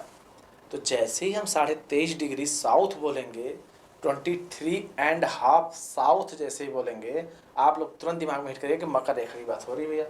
और 23.5 नॉर्थ बोलेंगे, 23.5 उत्तरी बोलेंगे, तो आपको सीधे ध्यान आना चाहिए कर की बात हो रही है। ठीक है? इन्हीं पर सारे देश अवस्थित हैं। तो इन्हीं के बारे में पूछता है कौन सा देश कहाँ अवस्थित है। कर्क रेखा देखा होगा आपने, प्रीवियस ईयर में देखिए आया नहीं है? कर्क रेखा कौन कौन से देश से गुजर रही है, मकर रेखा कौन कौन से देश से गुजर रही है, विषुवत रेखा कौन कौन से देश से गुजर रही है। तो जब रटे रहेंगे तो कभी याद नहीं रहेगा, ऐसे समझ के पढ़े रहेंगे तो याद होगा। तो बात यहाँ ही घुमाइए, लौटाइए, यहाँ से बात करिए। तो अच्छा, टेम्परेचर इस जोन का अधिक होगा या यहाँ जहाँ तिरछा पड़ रहा है इस जोन का अधिक होगा? बताइए आप लोग। तो आप ऑब्वियसली कहेंगे सर जो ये एरिया है, अगर सूरज की रोशनी सीधे ये पड़ रही है तो ये एरिया हमेशा क्या होगा? गर्म होगा। और ये जो हिस्सा दिख रहा है ना आपको, फिर बता रहे हैं आप लोग, बार बार बता रहे हैं हम, जो ये खींचे बस यहाँ से यहाँ खींचे और ये ऐसे घूमेगा, केवल इतना दिख रहा है आपको, ये केवल इतना दिख रहा है बस। ये भी पीछे भी एज्यूम करना है आप लोगों को, पीछे भी है वो चीज़, पीछे भी है वो चीज़, है ना? ऐसे घूमेगा तो ये बराबर ये पूरे एरिया में क्या होगा? गर्मी होगा, ये पूरे एरिया में बराबर गर्मी होगा, है ना? सूरज घूमता रहता है ना, पृथ्वी अपने अक्ष पर 24 घंटे में एक बार घूम जाती है ना राउंड पर, बताया था ना आपको, 24 घंटे में ये घूम जाती है एक बार, 24 घंटे में घूम जा रही है। मतलब पृथ्वी के सामने एक बार, सूरज के सामने हर दिशा में क्या, सूरज को आना ही आना है एक बार, हर साइड सूरज को आना ही आना है 24 घंटे में एक बार। तो ये घूम रही है ना, इतने एरिया में सूरज को आना ही आना है, सूरज को आना ही आना है। इसी एरिया में पड़ रही फोकस, ये छाया में चला जा रहा है, ये छाया में चला जा रहा है, समझ रहे हैं ना? यह इधर बहुत ठंडी है, इधर बहुत ठंडी है। तो अब समझिए थोड़ा सा। तो अब यहाँ आ जाइए आप लोग, इस पर ताप कटिबंध पा दीजिए। क्या है ये? ताप कटिबंध। तो क्या दिख रहा है आपको यहाँ? यहाँ दिख रहा है पृथ्वी का ताप कटिबंध। कर्क रेखा और मकर रेखा के बीच के सभी अक्षांशों पर सूर्य वर्षा में एक बार दोपहर में सिर के ठीक ऊपर होता है। सूर्य वर्ष में एक बार दोपहर में सिर के ठीक ऊपर होता है, इसलिए इस क्षेत्र में सबसे अधिक ऊष्मा प्राप्त होती है। उसे उष्णकटिबंध टेम्परेट जोन कहते हैं। शब्द देखिए, शब्द मिला आपको उष्णकटिबंध, व्हाट इज टेम्परेट जोन? उष्णकटिबंध, उष्णकटिबंध। उष्ण मीन्स क्या होता है? उष्ण मीन्स टेम्परेट, गर्म। उष्ण मीन्स टेम्परेट, गर्म।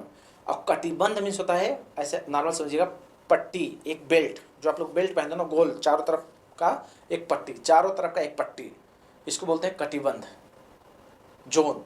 एक पट्टी, तो ये क्या होगा, ये देखिए बेल्ट के आकार का हो गया ना पृथ्वी पर, पृथ्वी पर ये बेल्ट के आकार का हो गया ना चारों तरफ से, इसे कमर पर बंधा हुआ है। वही पूछ रहा है, इसको क्या बोल दिया, उष्ण मीन्स गर्म पट्टी। तो कहाँ पर है ये 23.5 से नॉर्थ से 23.5 साउथ के बीच में है, 23.5 उत्तर से 23.5 दक्षिण के बीच में, कर्क और मकर के बीच में जो पट्टी अवस्थित है उसको हम लोग क्या बोल दिए हैं, उष्ण कटिबंध। तो देखिए क्यों बोलते हैं इसको, तो साफ साफ उसने क्या बोला है भैया, तो उन्होंने क्या बोला यहाँ पर, देखिए बोला ये है ये कि कर्क रेखा मकर रेखा के बीच के सभी, कर्क रेखा मकर रेखा, कर्क रेखा और मकर रेखा, इनके बीच के सभी अक्षांशों पर सूर्य वर्ष में एक बार दोपहर में सिर पर, हमेशा एक बार सूर्य इनके सिर पर आता ही आता है, ठीक है, ठीक ऊपर होता है, इसलिए इस वर्ष में सबसे अधिक ऊष्मा प्राप्त होती है, इसलिए इसे क्या कहते हैं, उष्ण कटिबंध, ठीक है, सूरज की रोशनी हमेशा रहती है, ठीक। कर्क रेखा तथा मकर रेखा के बाद किसी भी अक्षांश पर दोपहर का सूर्य कभी भी सिर के ऊपर नहीं होता है, सूर्य इधर जा ही नहीं पाता है यहाँ से, बस इसकी रोटेशन इतना ही है, इन्हीं के बीच सूर्य का रोटेशन है, इन्हीं के बीच सूर्य रहता है, उनके ऊपर जा ही नहीं पाता है। सूर्य की किरणें यहाँ से जब इधर पड़ेंगी,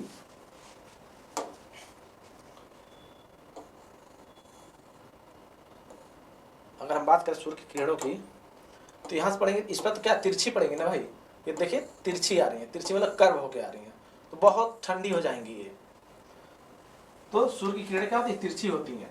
इस प्रकार उत्तरी गोलार्ध में कर्क रेखा एवं उत्तरी ध्रुव, देखो इस प्रकार, अब यहाँ से उत्तरी गोलार्ध की बात कर रहे हैं, उत्तरी गोलार्ध में कर्क रेखा एवं उत्तरी ध्रुव वृत्त तथा दक्षिणी गोलार्ध में मकर रेखा एवं दक्षिणी ध्रुव वृत्त के बीच वाले क्षेत्र का तापमान मध्यम रहता है, इसलिए इन्हें शीतोष्ण कटिबंध कहते हैं। फिर अब बात आपको ध्यान के देना है, उष्ण कटिबंध आपने पढ़ लिया, पढ़ा, अब यहाँ बात करना है आपको शीतोष्ण कटिबंध क्या होता है। उसने एक टर्म और यूज किया, शीतोष्ण, क्या, शीतोष्ण, इन्होंने कहा शीतोष्ण कटिबंध, शीतोष्ण कटिबंध,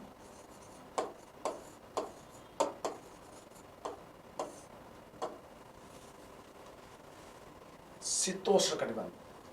उन्होंने कहा, इनका लैंग्वेज सुनिए आप लोग, इसको आपने क्या बोला था, 66 को क्या बोला था आपने, 66.5 डिग्री को क्या बोला था आपने, बोला था विश्वती, क्या बोला था आपने, उत्तरी ध्रुव वृत्त, क्या बोला था इसको, 66.5 डिग्री नॉर्थ को उत्तरी ध्रुव वृत्त, उत्तरी ध्रुव वृत्त, ध्रुव वृत्त बोल दीजिए, उत्तरी ध्रुव वृत्त बोल दीजिए। इधर भी आ जाइए, इधर 66.5 डिग्री को क्या बोला था आपने, 66.5, 66 एंड आपको क्या बोला था, दक्षिणी ध्रुव वृत्त, दक्षिणी नॉर्थ, साउथ ध्रुव वृत्त, साउथ ध्रुव वृत्त। क्या कह रहे हैं, ये जो एरिया है ना भैया, वो क्या कह रहे हैं कि ये जो एरिया आप देख रहे हो, ये क्योंकि कलर दूसरा डिफरेंट लेंगे हम, ये जो एरिया देख रहे हो ना आप लोग, इसकी बात कर रहे हैं, इसकी बात, ये जो एरिया है इसको क्या बोल दिया, शीतोष्ण, शीतोष्ण वृत्त, शीत, देखिए इसमें क्या लिखा है, शीतोष्ण, शीतोष्ण को तोड़िए, इसको तोड़ेंगे तो क्या होगा, शीत प्लस उष्ण, उष्ण मतलब थोड़ा ठंडा थोड़ा गर्म, यहाँ पर क्या है, ठंडी और गर्म, नहीं ठंडा ज्यादा, इसको क्या बोल दिया गया, शीतोष्ण, शीतोष्ण कटिबंध। यहाँ क्या है, यहाँ सूरज की रोशनी, यहाँ सूर्य है तो यहाँ तिरछी पड़ रही है, तो पूछेगा आपसे कि शीतोष्ण कटिबंध, शीतोष्ण कटिबंध क्या होता है, शीतोष्ण कटिबंध क्या होता है पूछेगा आपसे, तो आप बताओगे कि उत्तरी ध्रुव में कर्क रेखा और देखिए उत्तरी ध्रुव में, उत्तरी गोलार्ध में, पूरा सुनिए, 0 से इधर क्या बोला गया पूरा, उत्तरी गोलार्ध, तो शीतोष्ण कटिबंध किसको बोलोगे, उत्तरी गोलार्ध में कर्क रेखा एवं 66.5 डिग्री उत्तरी ध्रुव रेखा के बीच स्थान को हम लोग बोलते हैं शीतोष्ण कटिबंध। तो उष्ण कटिबंध किसको बोलते हैं, कर्क रेखा और मकर रेखा के बीच स्थान को बोलते हैं उष्ण कटिबंध, क्योंकि यहाँ हमेशा सूरज की रोशनी इनके सिर पर रहती है और शीतोष्ण में सूरज की रोशनी तिरछी पड़ती है, सूरज का प्रकाश तिरछा पड़ता है। क्लियर? चलिए समझ जाएगा, ये आप लोग बहुत आराम समझा रहे हैं, ठीक है।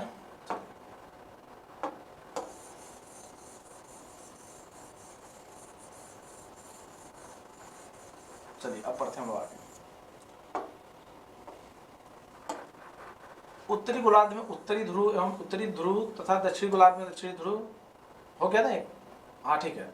उत्तरी गोलार्ध में उत्तरी ध्रुव तथा दक्षिणी गोलार्ध में दक्षिणी ध्रुव एवं दक्षिणी ध्रुव के बीच के मध्य, दक्षिणी गोलार्ध में दक्षिणी ध्रुव एवं दक्षिणी ध्रुव वृत्त एवं ध्रुव के बीच में ठंड बहुत होती है, क्योंकि यहाँ सूर्य की क्षितिज से ज्यादा ऊपर नहीं होती है, सूर्य क्षितिज से ज्यादा ऊपर नहीं आ पाता है, इसलिए शीत कटिबंध, कोल्ड जोन, शीत कटिबंध। अब बात करिए किसकी बात कर रहा है, पता किसकी बात कर रहा है? थोड़ा सा टेप में हटाते हैं। आपने क्या देखा? टेम्परेट जोन, सब देखिए आपने देखा, बात यहां थोड़ा ध्यान से समझिएगा एकदम एक एक चीज। ये क्या भैया? ये आपका विषुवत रेखा है, विषुवत, विषुवत 0 डिग्री पर। इसी ने क्या किया? पृथ्वी को 2 भागों में बांट दिया, एक गया उत्तर की तरफ, एक गया दक्षिण की तरफ, फिर एक गया उत्तर की तरफ, फिर एक गया दक्षिण की तरफ, ठीक।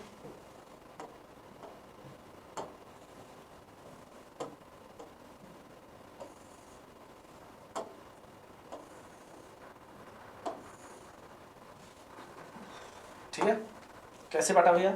इसको 23.5 डिग्री नॉर्थ, इसको 23.5 डिग्री साउथ, इसको 66.5 डिग्री साउथ, ये 66.5 डिग्री नॉर्थ, और ये क्या है? नॉर्थ पोल, नॉर्थ पोल, और ये साउथ पोल, साउथ पोल मतलब दक्षिणी ध्रुव,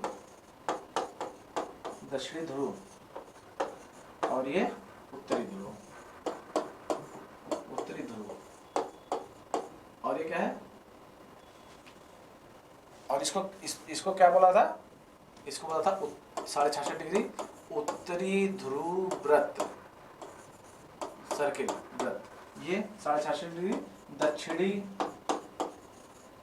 ध्रुव व्रत। बात समझिए,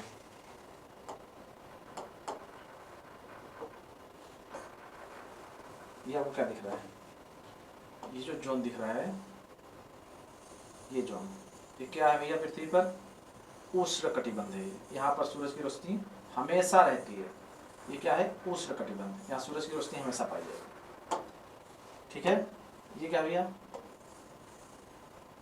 दोनों तरफ क्या है? ये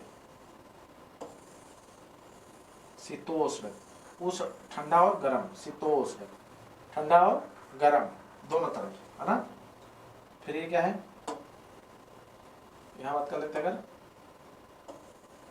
शीत कटिबंध, ये शीत दोनों तरफ शीत कटिबंध। कहां से कहां के बीच में है? देखिए कहां से कहां के बीच में है शीत कटिबंध। अब आप लोग थोड़ा सा होशियार समझदार बनिए। अब देखिए आप लोग क्या बात देख रहे हैं? आप देख रहे हैं 66.5 से लेकर नॉर्थ पोल तक, 66.5 से लेकर नॉर्थ पोल तक क्या है? शीत। इसको क्या बोला? शीत कटिबंध। क्या बोला इन्होंने? शीत कटिबंध। कटिबंध का मतलब क्या होता है? हमने बताया एक पेटी, एक पट्टी जो एक चारों तरफ लगा हुआ, एक पट्टी को बोलते हैं कटिबंध, ठीक है। तो यहां से लेकर यहां तक को क्या बोल दिया इन्होंने? शीत कटिबंध, शीत, ठीक। इसको क्या बोल दिया? इसको बोल दिया इन्होंने शीतोष्ण, शीतोष्ण। इसको क्या बोल दिया? उष्ण, उष्ण कटिबंध, कटिबंध, कटिबंध मतलब पट्टी, पेटी, ठीक। अब क्लियर हो गया ना? अब क्लियर हो गया ना? इस ए से इधर भी शीतोष्ण, शीतोष्ण, और ये शीत, शीत। क्लियर यहाँ तक? तो क्लियर हो गया ना? यही बताया। देखिए 23.5 से 23.5 के बीच में उष्ण, 23.5 से 66 के बीच में शीतोष्ण, और 66.5 से 90 डिग्री के बीच में क्या है? अगर डिग्री में बात करें तो 90 डिग्री के बीच में क्या है? शीत, 90 डिग्री में, ठीक। अगर नाम दे दिया गया इन्हीं डिग्री को नाम दे दिया गया, तो क्या बात करेंगे? 23.5 को क्या नाम दिया है? कर्क। कर्क से मकर, कर्क से मकर उष्ण, मकर से दक्षिणी ध्रुव वृत्त शीतोष्ण, कर्क से दक्षिणी ध्रुव वृत्त शीतोष्ण, दक्षिणी ध्रुव वृत्त से दक्षिणी ध्रुव, दक्षिणी ध्रुव वृत्त से साउथ पोल सर्किल से साउथ पोल, और नॉर्थ पोल सर्किल से साउथ नॉर्थ पोल, इन दोनों के बीच में क्या है? शीत, बहुत ठंडा, बहुत ज़्यादा ठंडा। यहाँ सालों बर्फ जमा होता है, जैसे साइबेरिया वाइबेरिया आपने सुना होगा। आर्कटिक देखेंगे दोनों तरफ, क्या आर्कटिक और अंटार्कटिक, आर्कटिक देश मैप पर देखेंगे तो यहाँ हमेशा बर्फ जमा रहता है, यहाँ सूरज की रोशनी बिल्कुल ना के बराबर जाती ही नहीं है। ठीक है, क्लियर? ये चीज़ यहाँ पर क्लियर रखिएगा। अब आइए हम लोग बात करते हैं देशांतर की। ये हो गया आपका,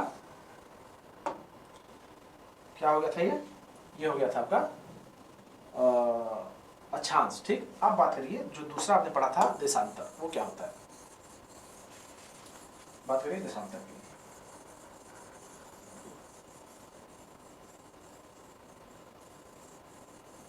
बिल्कुल क्लियर होता चलेगा इसे। ठीक है,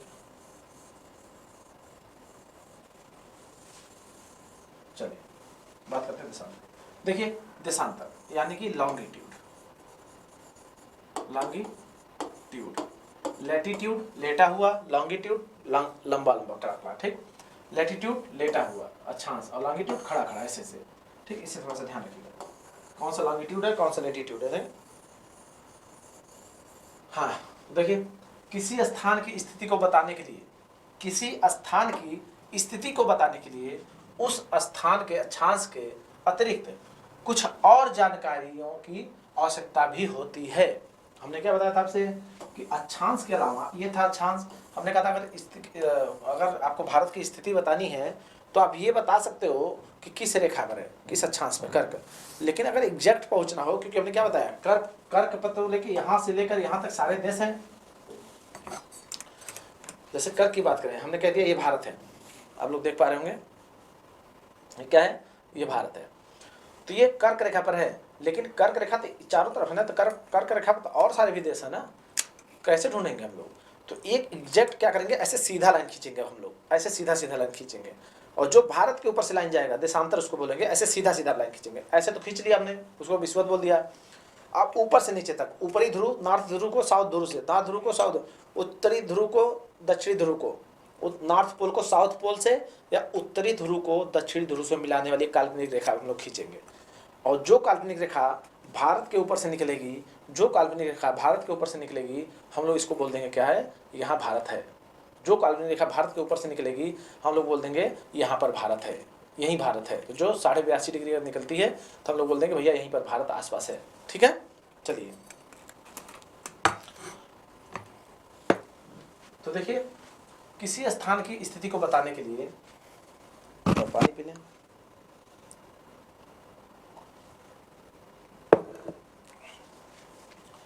किसी स्थान की स्थिति को बताने के लिए अक्षांश के अतिरिक्त कुछ और जानकारियों की आवश्यकता भी होती है। आप देख सकते हैं कि प्रशांत महासागर में स्थित टोंगो द्वीप, प्रशांत महासागर में स्थित टोंगो द्वीप और हिंद महासागर में स्थित मॉरिशस द्वीप। अब हम आपको बता रहे हैं, अभी जब आपको महासागर बताएंगे तो उसमें बताएंगे, अभी ध्यान रखिएगा, जो महासागर है ये पृथ्वी है, तो अभी ध्यान रखिएगा, बस इतना सा ध्यान रखना है, ये विषुवत रेखा है, तो यहाँ कहीं प्रशांत महासागर है, यहाँ पर टोंगो द्वीप है एक, टोंगो, और हिंद महासागर है इंडिया का इधर कहीं, यहाँ पर हिंद महासागर है यहाँ कहीं, यहाँ मॉरिशस द्वीप है। ठीक है, इसको बता दीजिए, यहाँ पर एक टोंगो द्वीप है और हिंद महासागर है, ये पूरा ये इंडिया है, इसके नीचे हिंद महासागर ओशियन, यहाँ मॉरिशस है। तो कह रहे हैं ये दोनों देखेंगे आप लोग, क्या कह रहे हैं, देखिए देखिए, टोंगो द्वीप एवं हिंद महासागर में स्थित मॉरिशस द्वीप एक ही अक्षांश पर स्थित है, एक ही अक्षांश पर स्थित है। देखिए अक्षांश क्या होता है, यही होता है ना अक्षांश, एक ही अक्षांश, अक्षांश हमें क्या बताता है, ये अक्षांश हो गया है ना, अक्षांश पर, एक ही अक्षांश पर स्थित है। उनकी सही स्थिति जानने के लिए यह पता करना होगा कि उत्तरी ध्रुव को दक्षिणी ध्रुव से जोड़ने वाली संदर्भ रेखा से पूरब या पश्चिम की ओर इन स्थानों की दूरी कितनी है। इन संदर्भ रेखाओं को देशांतरी या मोत्तर भी कहते हैं। बात समझिए, जो आपने अक्षांश रेखा पढ़ा था, अच्छा इसको हम लोग ने क्या समानांतर भी कहा था, एक नाम और इसका मिला समानांतर, क्या मिला समानांतर। अच्छा जो देशांतर आप पढ़ने जा रहे हो आप लोग, इसका एक नाम और क्या मिला, यामोत्तर। दो नाम याद रखना है यहाँ पर, यामोत्तर, दो नाम याद रखना। देशांतर को यामोत्तर भी कहते हैं और समानांतर को अक्षांश भी कहते हैं, है ना। तो यहाँ आपको समझ में आया चीज कि इसी रेखा पर आपका मॉरिशस भी स्थित है, इसी पर टोंगो भी है, लेकिन पता तो करें कहाँ पर है, उनके बीच दूरी क्या है। तो क्या करेंगे हम लोग, उत्तरी ध्रुव को दक्षिणी ध्रुव से मिलाने वाली रेखा खींचेंगे, ऐसे, अच्छा ऐसे। इसी रेखा से हम लोग क्या करेंगे, पता करेंगे कि किस, इसके पूर्व में है या इसके पश्चिम में है, इसके डिग्री पर है कितना है, ठीक। तो इसको हम लोगों ने क्या कह दिया, इसको कह दिया देशांतर। आप लोग यहाँ साफ साफ देख सकते हैं, आप लोग यहाँ साफ साफ देख सकते हैं कि नॉर्थ पोल और यह साउथ पोल, इनको मिलाने वाली रेखा को क्या बोल दिए हम लोग, देशांतर। अच्छा एक चीज और क्या देख पा रहे हैं आप लोग, यहाँ पर एक चीज और देखिए क्या देख पा रहे हैं देशांतर में, थोड़ा सा समझिएगा। ये जो पृथ्वी है, ठीक, ये इसका नॉर्थ पोल, इसका साउथ पोल। यहाँ चीज देख पा रहे हैं, यहाँ से जो रेखा है मिलाने,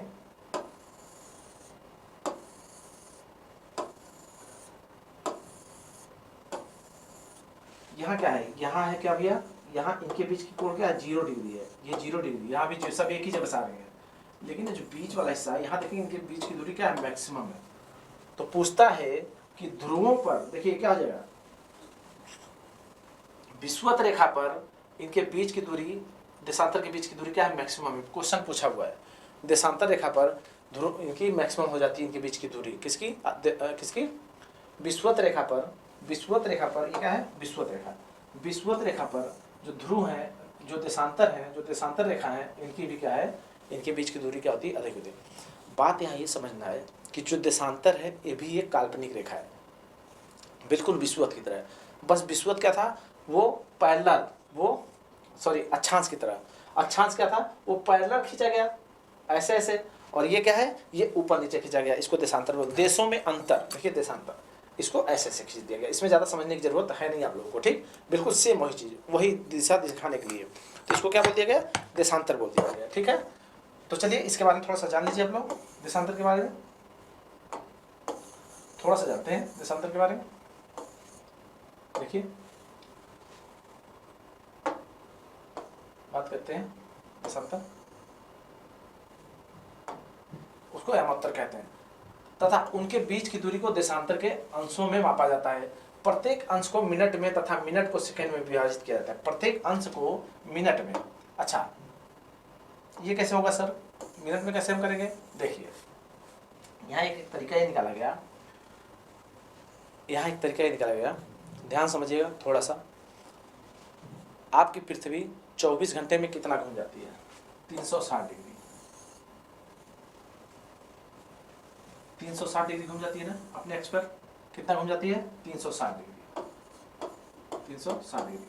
कैसे निकालेंगे हम लोग, कि अगर हम लोग 15 अंश आगे गए, जैसे बात किए, जैसे ये किस लिए किया गया, जैसे यहाँ से हम लोग यहाँ चले जाए, तो कैसे पता चलेगा कितना डिग्री आगे गए, इतना घंटा चले, कितना गए, इतने स्पीड से चले, कहाँ पहुँचे, पृथ्वी के इस स्पीड में है, कहाँ, इतने बजे पृथ्वी कहाँ होगी, 12 बजे पर पृथ्वी का हिस्सा कहाँ होगा सूर्य के। इसको जानने के लिए पहले हमको जानना पड़ेगा पृथ्वी की स्पीड क्या है। वो 24 घंटे में 360 डिग्री तो घूम रही है। अगर पूछे आपसे कि पृथ्वी 24 घंटे में कितना घूम रही है, पृथ्वी 24 घंटे में 360 डिग्री पूरा घूम जा रही है, पूरा घूम जा रही है।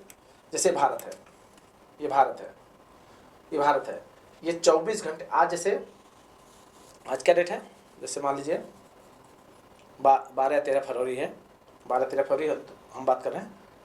तो आज ऐसे चलिए, और ये यहीं पर कब आएगी, यहाँ से चलना स्टार्ट हुआ, जैसे मान लीजिए 13 फरवरी है, यहाँ से चलना स्टार्ट हुआ, फिर क्या होगा, ये आएगी फिर 14 फरवरी को, 14 फरवरी को यहाँ आ गई।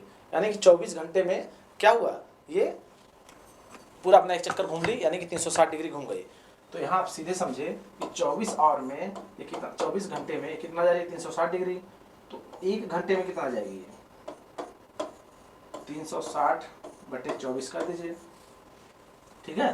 तो इसको काट दीजिए, आप 12 से काट दीजिए, 12 दूनी 12 दूना 24 और 12 तीन 36, 30/2, फिर इसको काट दीजिए, क्या आ जाएगा 15 डिग्री।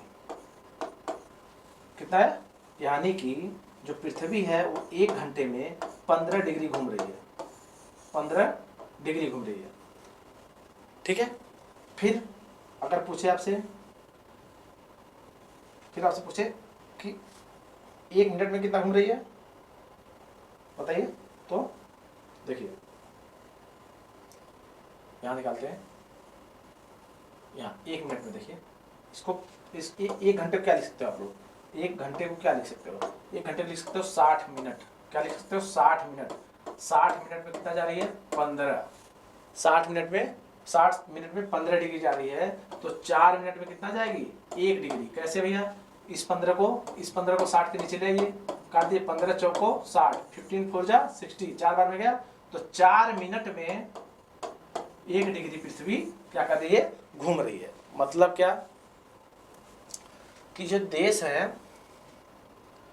तो ये जो जैसे देश है ये यहाँ पर, तो मान के चलिए अगर यहाँ 82.5 डिग्री है, भारत की 82.5 डिग्री है, और यहाँ कहीं 0 डिग्री है, 15 डिग्री है या 17 डिग्री है, तो हम बात करेंगे कि वहाँ से हम कितने मिनट आगे हैं। कैसे निकालेंगे मिनट, इनके बीच की दूरी निकालेंगे। जैसे मान लीजिए हम एक छोटा सा एग्जाम्पल लेते हैं, जैसे मान लीजिए एक छोटा सा एग्जाम्पल लिए, एक व्यक्ति खड़ा है, वो खड़ा है 15 डिग्री, वो खड़ा है 20 डिग्री पर, और हम खड़े हैं कहाँ 40 डिग्री पर। हम उससे पूछेंगे हम तुमसे कितने मिनट आगे हैं, हम तुमसे कितने मिनट आगे हैं। यहाँ डिग्री तो पता चल गया, मिनट कैसे पता चलेगा, या कितने घंटे तुमसे आगे हैं, पहले पहुँच गए हैं। जैसे इसीलिए तो कहा जाता है इंडिया में सुबह जब होता है तो अमेरिका में रात होता है, यानी कि हम उनसे आगे हैं कितने मिनट। तो ऐसे ही निकलता है। कैसे निकलता है देखिए, अगर यहाँ कितने का अंतर आ रहा है यहाँ सीधे सीधे 30 डिग्री का अंतर, तो 30 डिग्री मतलब 1 डिग्री बराबर 4 मिनट, 4 मिनट, तो 30 डिग्री बराबर क्या हो जाएगा 30 × 4 यानी कि 120 मिनट। 120 मिनट मतलब 2 आवर हम आगे हैं। अगर यहाँ 20 डिग्री पर 12 बज रहा है, तो पूछता है आपसे 40 डिग्री क्या बज रहा होगा, तो 12 में 2 जोड़ दीजिए, यानी कि 2 बज रहा होगा।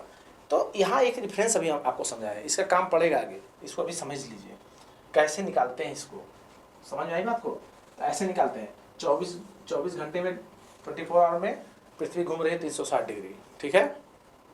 1 आवर में कितना घूम रही है 30 डिग्री, कितना घूम रही है 15। 1 आवर में कितना घूम रही है 15 डिग्री, और 4 मिनट में कितना घूम रही है 1 डिग्री। तो इसी से हम लोग क्या करेंगे, निकाल लेंगे। यहाँ जब 1 डिग्री 4 मिनट में 1 डिग्री पता चल गया, तो हम अब किसी भी मिनट का किसी का भी निकाल लेंगे, ठीक है। चलिए इसका काम पड़ेगा, थोड़ा सा ज़्यादा नहीं, थोड़ा काम पड़ेगा, ठीक है।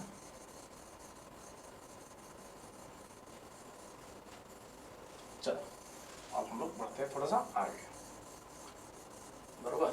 चलो चलिए देखते हैं क्या कह रहा है। देखिए उनके बीच की दूरी को देशांतर के अंशों में मापा जाता है। प्रत्येक अंश को मिनट में तथा मिनट को सेकंड में भी विभाजित किया जा सकता है। अभी बताया जैसे हम लोग घंटे को मिनट में किए, मिनट को इसे सेकंड में भी कर लेंगे। 1 मिनट में 60 सेकंड होता है, ठीक है। ये अर्धवृत्त है तथा उनके बीच की दूरी ध्रुवों की तरफ बढ़ने पर घट जाती है। अभी हमने क्या बताया, यहीं से चल रही है, यहाँ आ रही है, देखिए ध्रुव क्या आ रही है, 0 हो जा रही है। इनके बीच की दूरी क्या हो जा रही है, 0 हो जा रही है। एक ही जगह से चल रही ना, इनके बीच की दूरी, इसी की बात कर रहा है। ध्रुव पर क्या हो जा रही है, इनके बीच की दूरी 0 हो जाती है, जहाँ सभी देशांतरी यामोत्तर आपस में मिलते हैं। क्यों 0 हो जाती है, यहाँ पर सभी क्या कर रहे हैं, आपस में, ये देशांतर आपस में मिलते हैं। अक्षांश रेखाओं से भिन्न सभी देशांतरी यामोत्तर की लंबाई समान होती है। अच्छा एक बात बताइए, जो ये अक्षांश थे इनकी लंबाई सर्वाधिक यहाँ होती है, फिर जैसे ऊपर बढ़ते जाएंगे तो इनकी लंबाई कम नहीं हो जाएगी। देखिए यहाँ कम नहीं हो गई, यहाँ पर क्या हुआ, सबसे कम हो गई, बात समझ आ रही है। यहाँ पर सबसे क्या हुआ, कम हो गया इनकी दूरी, यहाँ सबसे अधिक हो गया।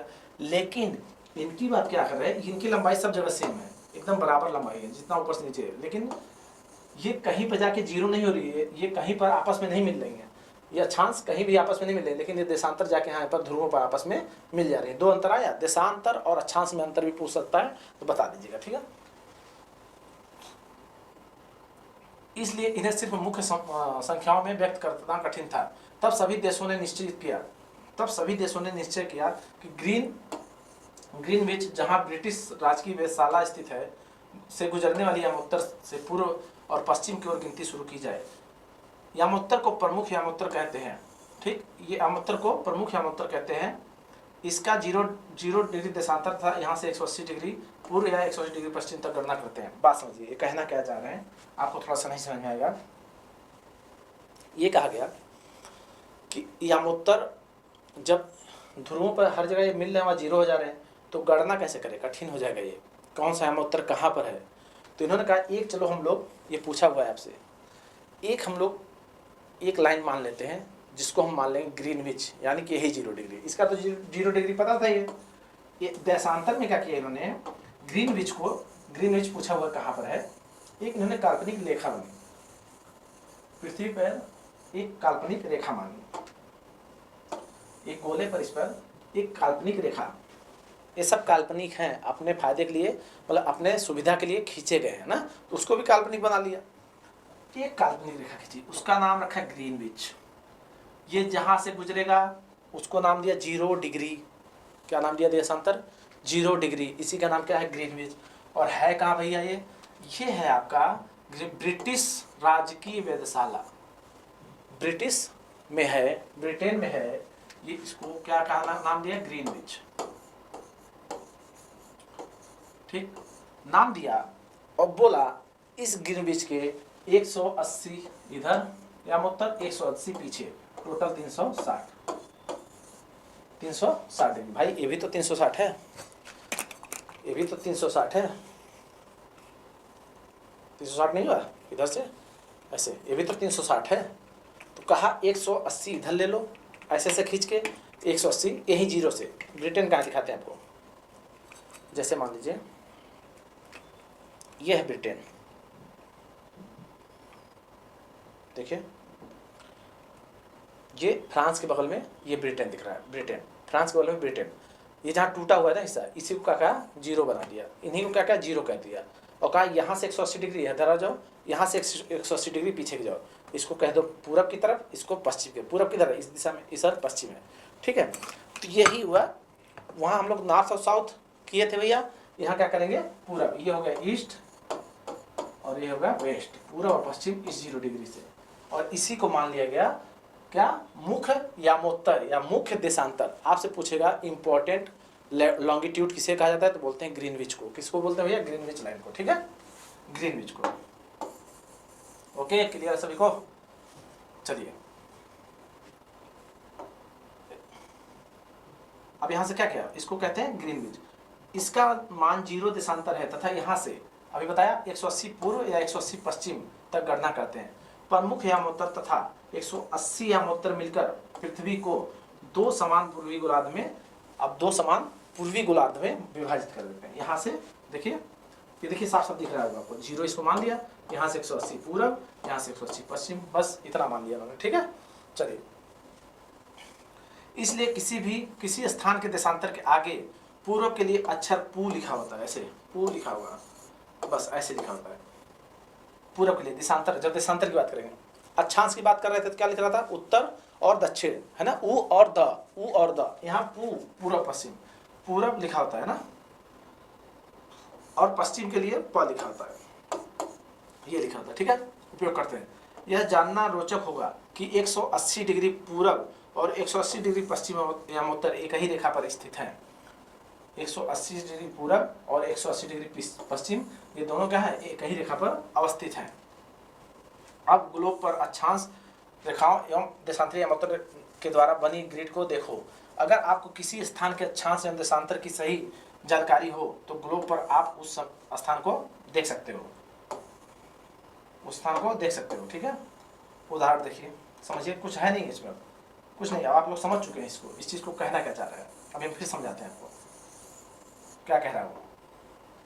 उदाहरण के लिए समझिए, असम में धुबरी 26 डिग्री उत्तर अक्षांश एवं 90 डिग्री पूर्वी देशांतर पर है। जो असम में जगह है ना धुबरी, भारत का एक जगह है असम, पता होगा आप लोगों को। वो कह रहा कैसे ढूंढोगे, अब उसने क्या बता दिया, एक जगह बता दिया, देखिए उसने क्या कहा पहले हमको सिर्फ अक्षांश पता था तो हम जगह नहीं ढूंढ पाते। अब देखिए उसने कहा तुम्हें एक जगह ढूंढना है, उसने कहा आपको एक जगह ढूंढनी है, उसका लोकेशन क्या है, लोकेशन उन्होंने बताया क्या कि अक्षांश क्या है, उसका अक्षांश है 26 डिग्री, ठीक है। फिर 26 डिग्री उत्तर, क्या भैया उत्तर, समझिएगा। अब आप लोग पूरा कहानी का मतलब समझिएगा, इसका ये सब क्यों बांटा गया है, यहाँ से आप लोग थोड़ा सा समझ पाएंगे। फिर कह रहा है क्या, दूसरा दिया है, पहला ये दिया है, हम लोग को ढूंढना है बस इसी चीज़ से उस जगह। दूसरा दे रखा है 90 डिग्री पूर्वी देशांतर, 90 देशांतर क्या दे रखा है, दो चीज़ चाहिए हमको। देशांतर कितना दे रखा है, लॉन्गिट्यूड 90 डिग्री पूर्व, ये भी दिशा भी पता चलना होना चाहिए किस दिशा में। कहा एक रहेगा तो नहीं ढूंढ पाएंगे, एक रहेगा तो नहीं ढूंढ पाएंगे। कह रहे ये जगह है, इसका नाम है क्या, इसका नाम है धुबरी। क्या नाम भैया, धुबरी, धुबरी। अब बताओ ये कहाँ पर है, किस देश में। अभी मैं कुछ नहीं पता था, हमें कुछ नहीं पता था, बस हमको इतना दे दिया और कहा बताओ किस जगह पर है। यही जहाज में सेट कर दिया, पायलट को ये सेट कर दिया, कहा भैया यहाँ जाकर उतरना है हमको। तो क्या करेंगे, ऐसे करेंगे। अब देखिए, अब जहाज तो नक्शा बनाएगा नहीं, उसको मालूम है, वहीं वहीं सेट कर दे, वहीं जाकर उतर जाएगा। अगर आपको बनाना हो तो क्या करेंगे, ऐसे। देखिए हमने क्या बताया था, 23.5 डिग्री दिख रहा है आप लोगों को, क्लियर दिख रहा है। चलिए थोड़ा इधर करते हैं,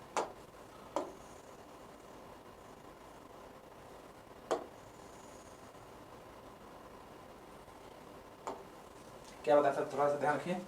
ये क्या भैया, ये 23.5 डिग्री है, क्या है 23.5 डिग्री। तो उन्होंने क्या बताया 26.5, कितना 26, थोड़ा सा ऊपर जाएंगे, यहाँ कहीं जाएंगे। चलिए एक लाइन खींच दिया हमने, 26 की है, 23 की है, 26 की खींच दिया, 23.5 से ऊपर, ठीक, 26 पे खींच दिया। क्या है ये, अक्षांश है, ये अक्षांश है,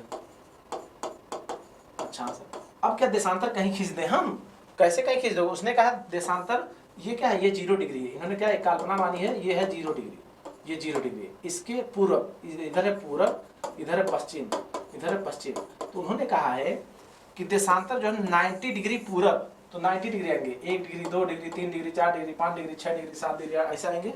यहाँ कहीं आके मिलेगा हमको 90 डिग्री, यहाँ कहीं मिलेगा 90 डिग्री, 90 डिग्री। ये क्या था भैया, 26 डिग्री। तो ये कौन सा जगह है भैया, ये है धुबरी। और जब हम मैप खोलेंगे देखेंगे तो धुबरी तो कुछ भारत के नक्शे में यहाँ आ रहा है ना। तो मैप खोलेंगे हम तो कहेंगे तो धुबरी कहीं भारत में आ रहा है, धुबरी। जब मैप खोलेंगे तो देखेंगे ये तो धुबरी कहीं भारत में आ रहा है, ये धुबरी लग रहा है भारत असम में आ रहा है, भारत के असम में। तो अब समझ में आया देशांतर और अक्षांश में अंतर, बहुत आराम समझाया। इसको आप लोग इसको ज़्यादा वो ना करिए, ज़्यादा दिमाग पर प्रेशर ना लीजिए, इससे ज़्यादा कुछ नहीं इसमें, है ना। आपको बस जानना है इसका काम क्या है, बस वहाँ PhD नहीं लेना है आप लोगों का ना, बस जानते रहिए अक्षांश और देशांतर होते क्या है, ठीक है। देशांतर को हमेशा किसमें बांटा गया, पूर्व और पश्चिम में, है ना।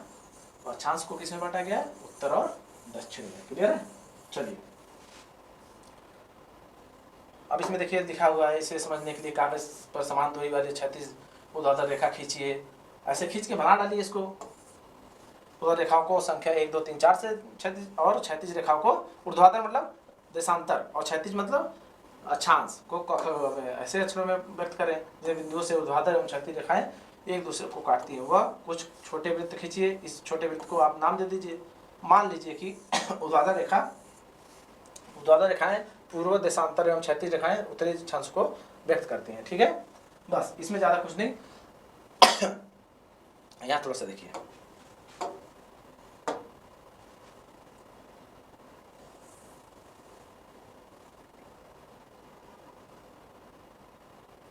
यहाँ थोड़ा सा देखिए,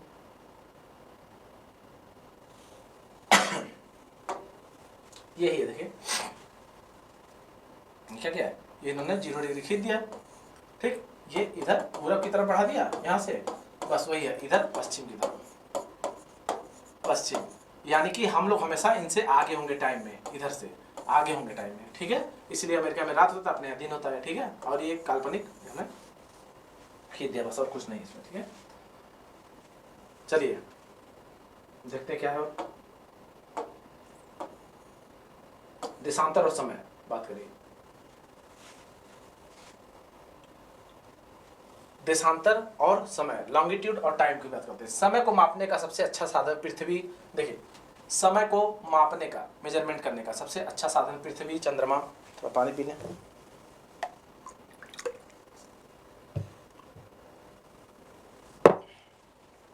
क्या है यहाँ पर देखिए, साधक पृथ्वी, चंद्रमा एवं ग्रहों की गति है।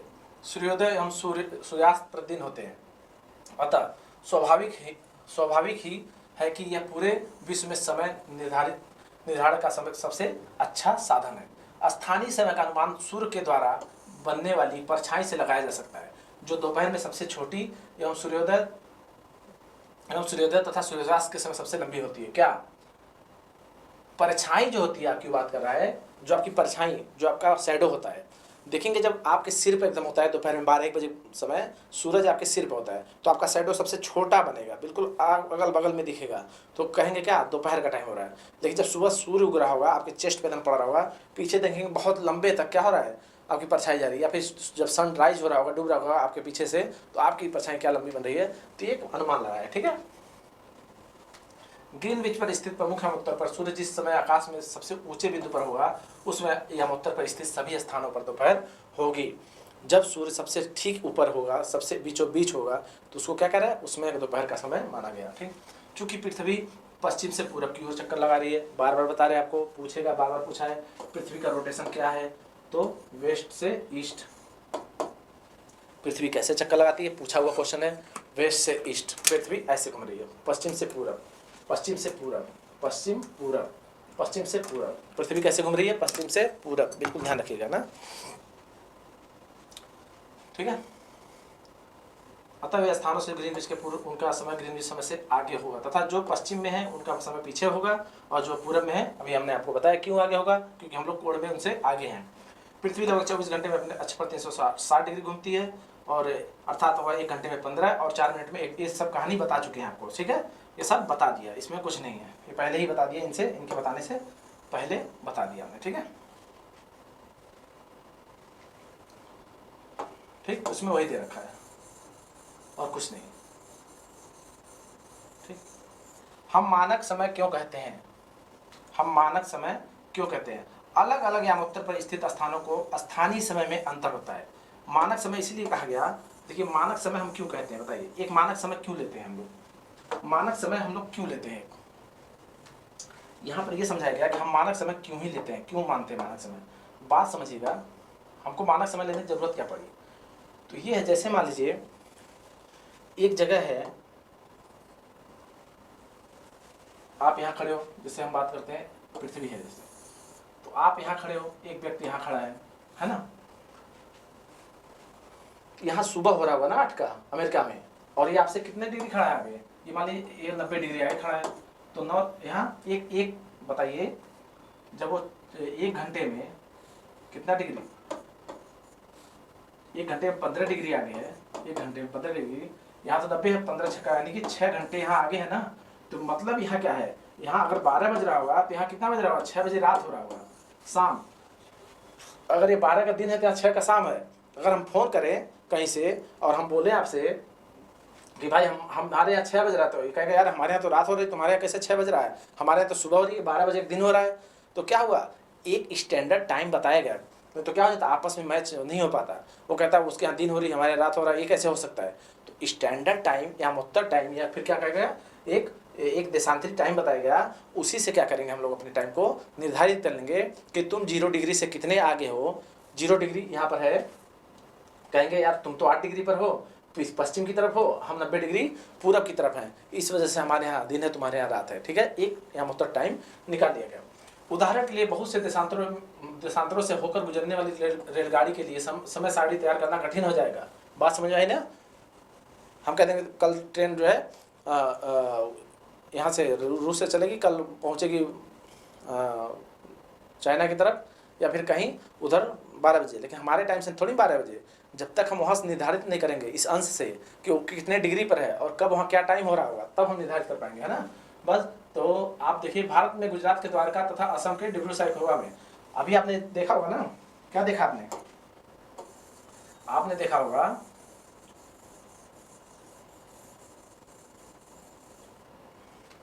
हम लोग बात करते हैं भारत की, भारत के परिप्रेक्ष्य में आपको समझाएं, तो ये जो असम है ना, इसको थोड़ा समझिएगा।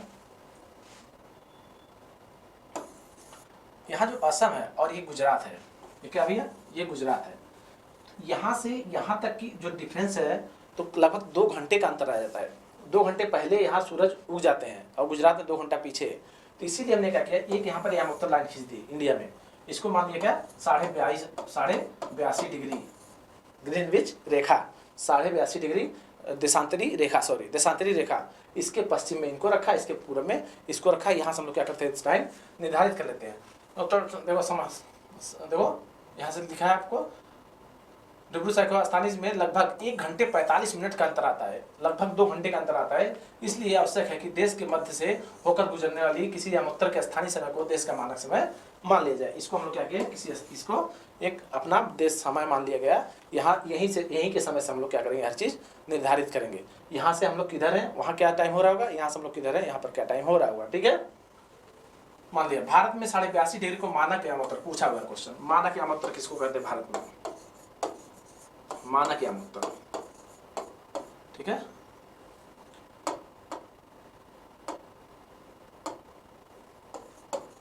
मानक यामोत्तर पूछता है किसको कहते हैं, तो किसको कहते हैं भैया 82.5 डिग्री। क्लियर सभी को, मानक यामोत्तर 82.5 डिग्री। ठीक है, ये क्या आ रहा है, ठीक है 82.5 डिग्री को, ये थोड़ा सा ध्यान रखिएगा 82.5 डिग्री को। ठीक, यहाँ पर बस वही उसी के बारे में दे रखा है कहानी, बस और कुछ नहीं। बस वही एक लड़का यहाँ रखता है, उतने डिग्री आगे है, वो क्या होगा बस। ठीक है, तो देख लीजिए, पढ़ लीजिए। कबीर भोपाल के निकट एक छोटे से नगर में रहता है। वह अपने मित्र आलोक से कहता है कि वह लोग आज रात्रि में नहीं सो पाएंगे। भारत और इंग्लैंड के बीच एक क्रिकेट मैच लंदन में 2 बजे अपराह्न में, 2 बजे दिन में है, अर्थात भारत के समयानुसार मैच के 7:30 बजे शुरू होगा तथा देर रात्रि में समाप्त होगा। क्या आप जानते हैं कि भारत और इंग्लैंड के बीच समय में क्या अंतर है? बात समझ आया? यहाँ जब इंग्लैंड में 2 बज रहा है तो अपने यहाँ 7:30 बज रहा है, तो कितना अंतर आ रहा है, 5.5 घंटे का अंतर। कितना आ रहा है, 5.5 घंटे का अंतर। यानी कि कह रहा है वो कि हमारे यहाँ इंग्लैंड में मैच शुरू होने जा रहा है और वहाँ 2 बजे हो रहा है, भारत इंग्लैंड के समय से 2 बजे हो रहा है, लेकिन भारत में कब स्टार्ट होगा, रात के 7:30 बजे शाम को, और 2 बजे वहाँ से स्टार्ट होगा। तो लगभग मान के चलिए 3-4 घंटे, अगर वनडे मैच है 4 घंटा चलेगा ही चलेगा। तो 2 से 4 वहाँ 6 बजे मैच खत्म हो जाना चाहिए, 6-7 बजे, समझ रहे हैं, 6-7-8 बजे वहाँ मैच खत्म हो जाना चाहिए। और अपने यहाँ 7 से 11, 12:30-1 बजे रात को खत्म होगा। तो वही कह रहा हम रात भर सो नहीं पाएंगे।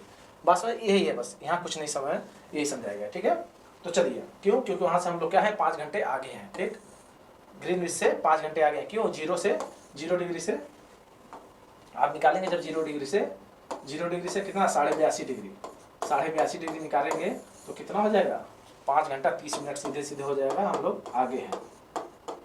ये 0 डिग्री पर है इंग्लैंड 0 डिग्री पर है, और हम लोग कितने हैं, पूरब की तरफ 82.5 डिग्री आगे हैं। तो हम लोग 5.5 घंटा आगे हैं। क्लियर है, इसी से आगे हैं। हमने निकाल लिया कि 1 डिग्री में कितने मिनट, 4 मिनट, तो 82.5 डिग्री में कितने मिनट, तो 5.5 घंटा 30 मिनट, या इसको अगर जो गुणा करेंगे 330 मिनट आगे हैं। ठीक है, तो इसी को कर देंगे 330 मिनट को, और घंटे बदला आपने तो क्या होगा 5 घंटा 30 मिनट। क्लियर, चलिए अब इनके थोड़े से क्वेश्चन देख लीजिए आप लोग के हिसाब से, 1-2 बस। पृथ्वी का सही आकार क्या है, तो क्या बताया हमने, वो अर्धवृत्त या जियोड, क्या बोलते हैं उसको, जियोड, अर्धवृत्त नहीं, सॉरी जियोड, वृत्ताकार है जियोड, इसको वृत्ताकार नहीं, इसको जियोड बोलते हैं, जियोड। ग्लोब क्या है, ग्लोब एक पृथ्वी को मापने की क्या है, वास्तविक मैप है। ठीक है, लघु और वास्तविक, ग्लोब पृथ्वी को जानने की एक लघु और वास्तविक क्या है, तरीका। ठीक है, कर्क रेखा का अक्षांशी मान क्या है, 23.5 डिग्री नॉर्थ, अक्षांशी मान पूछा है। पृथ्वी के 3 ताप कटिबंध बताइए, उष्ण, उपोष्ण और शीत। 3 उष्ण, उपोष्ण और शीत। अक्षांश एवं देशांतर रेखाओं में, अक्षांश और देशांतर रेखाएं क्या है, अक्षांश पृथ्वी को उत्तरी और दक्षिणी गोलार्ध में बांटती है, और देशांतर उत्तर और पूर्व और पश्चिम में, है ना। उष्मा की सबसे अधिक मात्रा उष्णकटिबंधीय में क्यों प्राप्त होती है, बताइए, क्योंकि सूर्य हमेशा यहाँ पर क्या है, खोपड़ी बनी रहती है। कर्क और मकर रेखा के बीच में सूर्य की स्थिति हमेशा बनी रहती है। ठीक है, कर्क और मकर रेखा के बीच में सूर्य हमेशा, जब भारत में शाम 5:30 बजते हैं तब लंदन में दोपहर 12 क्यों बजता है, क्योंकि वहाँ पर क्या बताइए, वो ग्रीनविच टाइम के पास है, हम लोग 82.5 डिग्री उनसे आगे हैं। ठीक है, क्लियर है सभी को?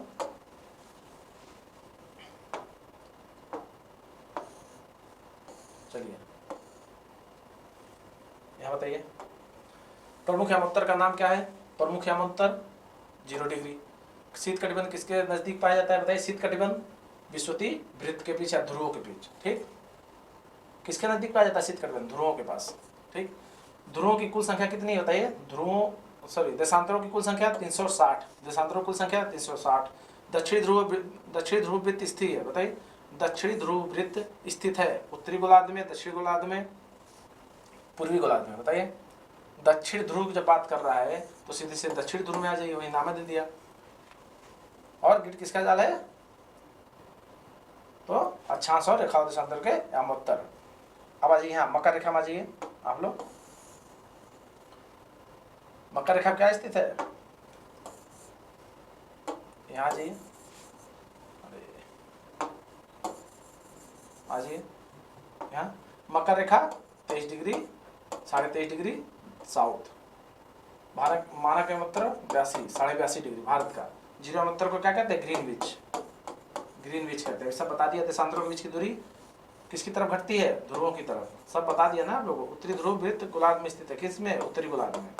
ठीक, बस इससे ज़्यादा कुछ नहीं। ठीक, चलिए, थैंक यू सो मच। फिर मिलते हैं आप लोग से, इसी कड़ी में आगे बढ़ते हैं, नेक्स्ट चैप्टर लेके आते हैं ना। तब तक आप लोग इसको अच्छे से करते रहिए। देखिए, इससे बाहर कुछ नहीं आना है। इसमें सब इस चैप्टर में क्या था आप लोग के लिए जो मेन पॉइंट था? अक्षांश और देशांतर, इन्हीं परिवार आपने पढ़ा। उत्तरी अक्षांश, दक्षिणी अक्षांश, यामोत्तर, देशांतर, इन्हीं का आपने पढ़ा, इन्हीं के बारे में। ठीक है, कर्क रेखा, मकर रेखा सब इसी में आया। किसमें? अक्षांश में। और इसमें पूर्वी अक्षांश और पश्चिमी अक्षांश है, देशांतर है, सॉरी देशांतर में। ठीक, ये 2 टर्म को पढ़ के हमने आप पूरे चैप्टर को समझा। चलिए, मिलते हैं नेक्स्ट क्लास में। Thank you so much.